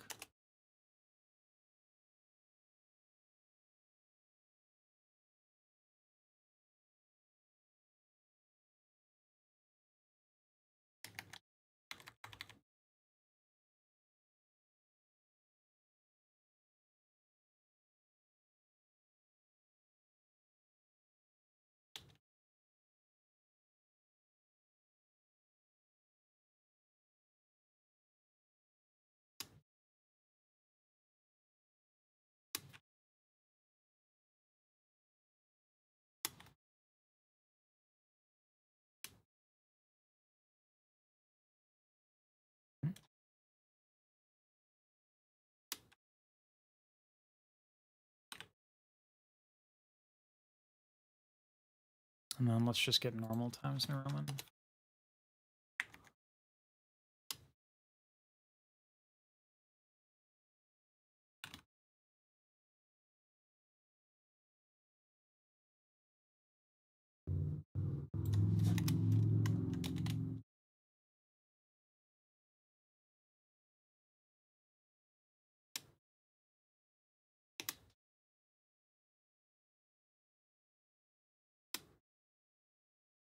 That's not really fat enough, is it?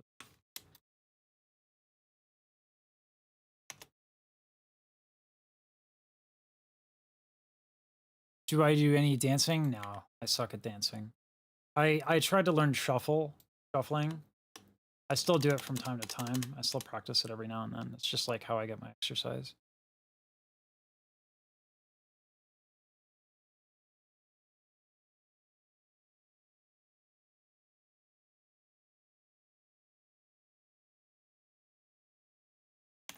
We'll see it. If the general idea of the video is going to work, so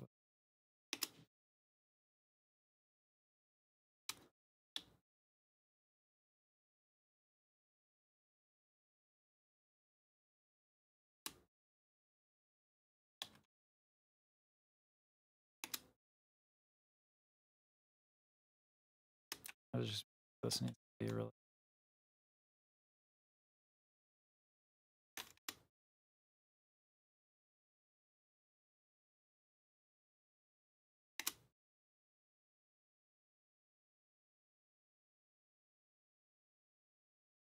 It needs to be not italicized. I don't think this is gonna work. I don't think Times New Roman's the right font.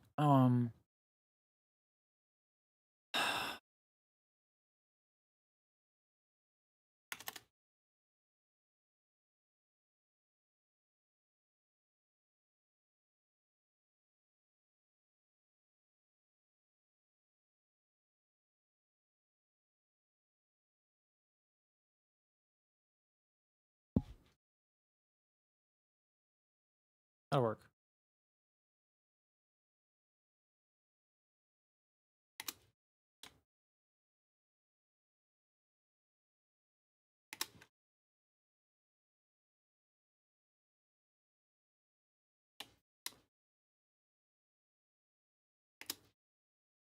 How's that?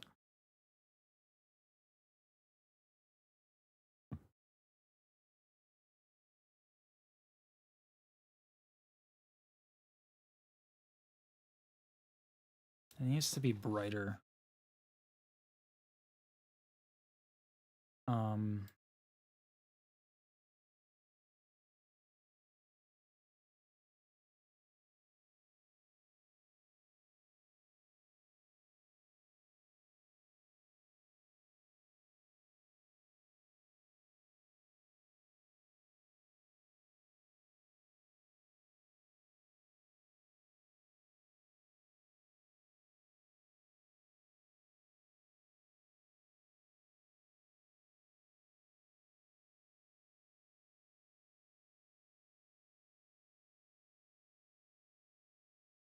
That'll work.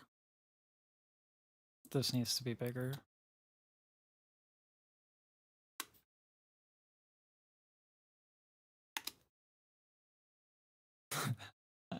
Is that not truly obnoxious or what?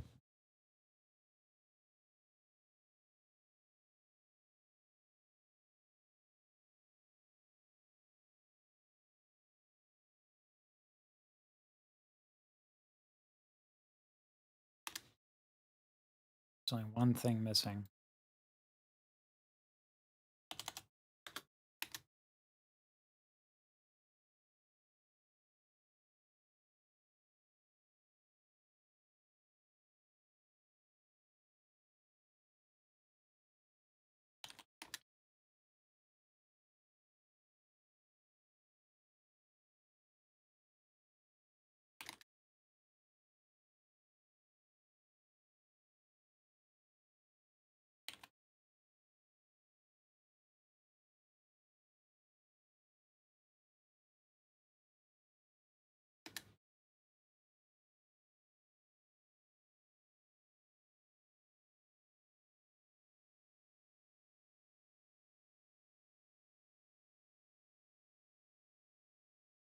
We need something a bit more sterile.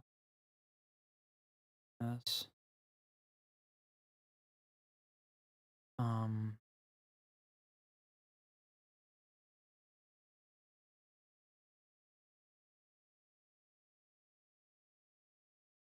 This will work.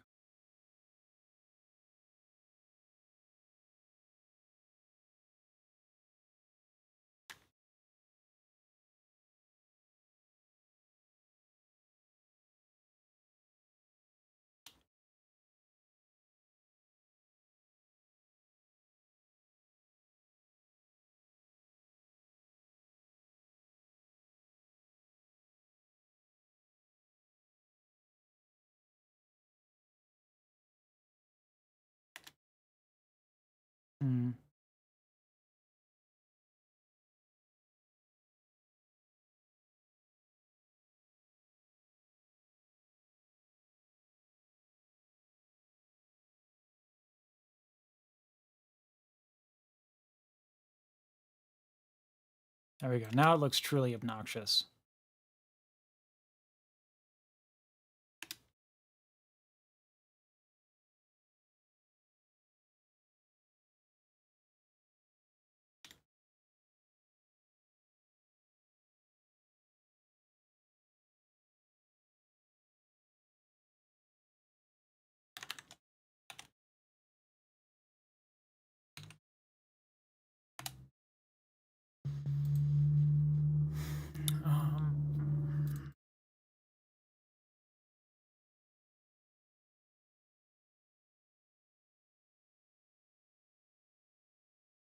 Just spam beatboxing videos and dance videos. I mean, the beatbox channel will suffice. That's what it's there for.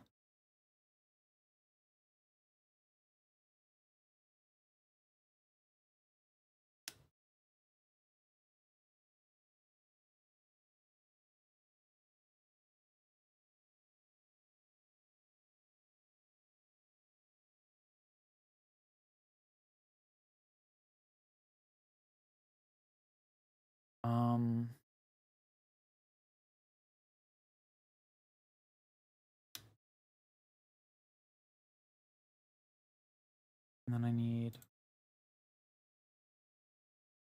fucking cat script.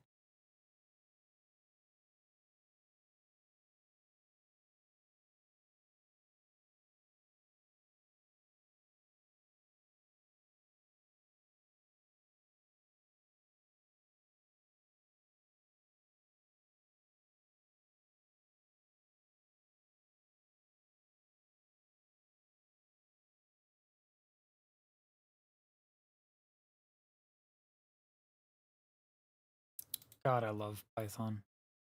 NFF. So good. Mm.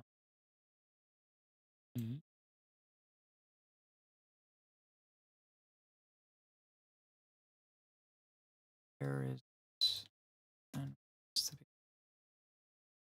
okay, that's like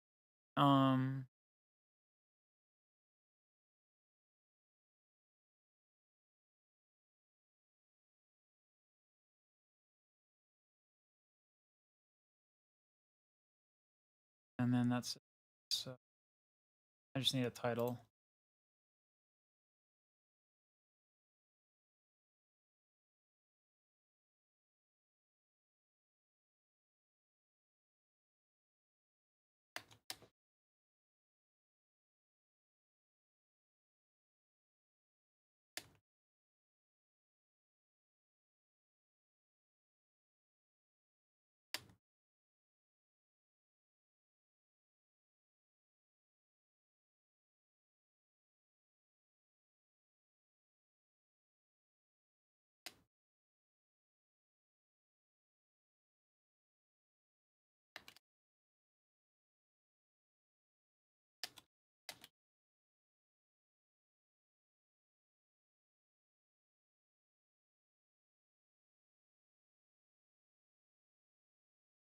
I'd ask for controversial issues, and I would be like, yes, it's super controversial. Okay.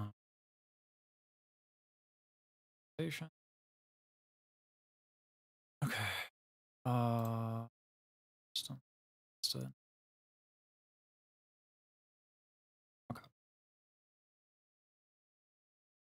The 2H beatbox. I've heard 2H. I haven't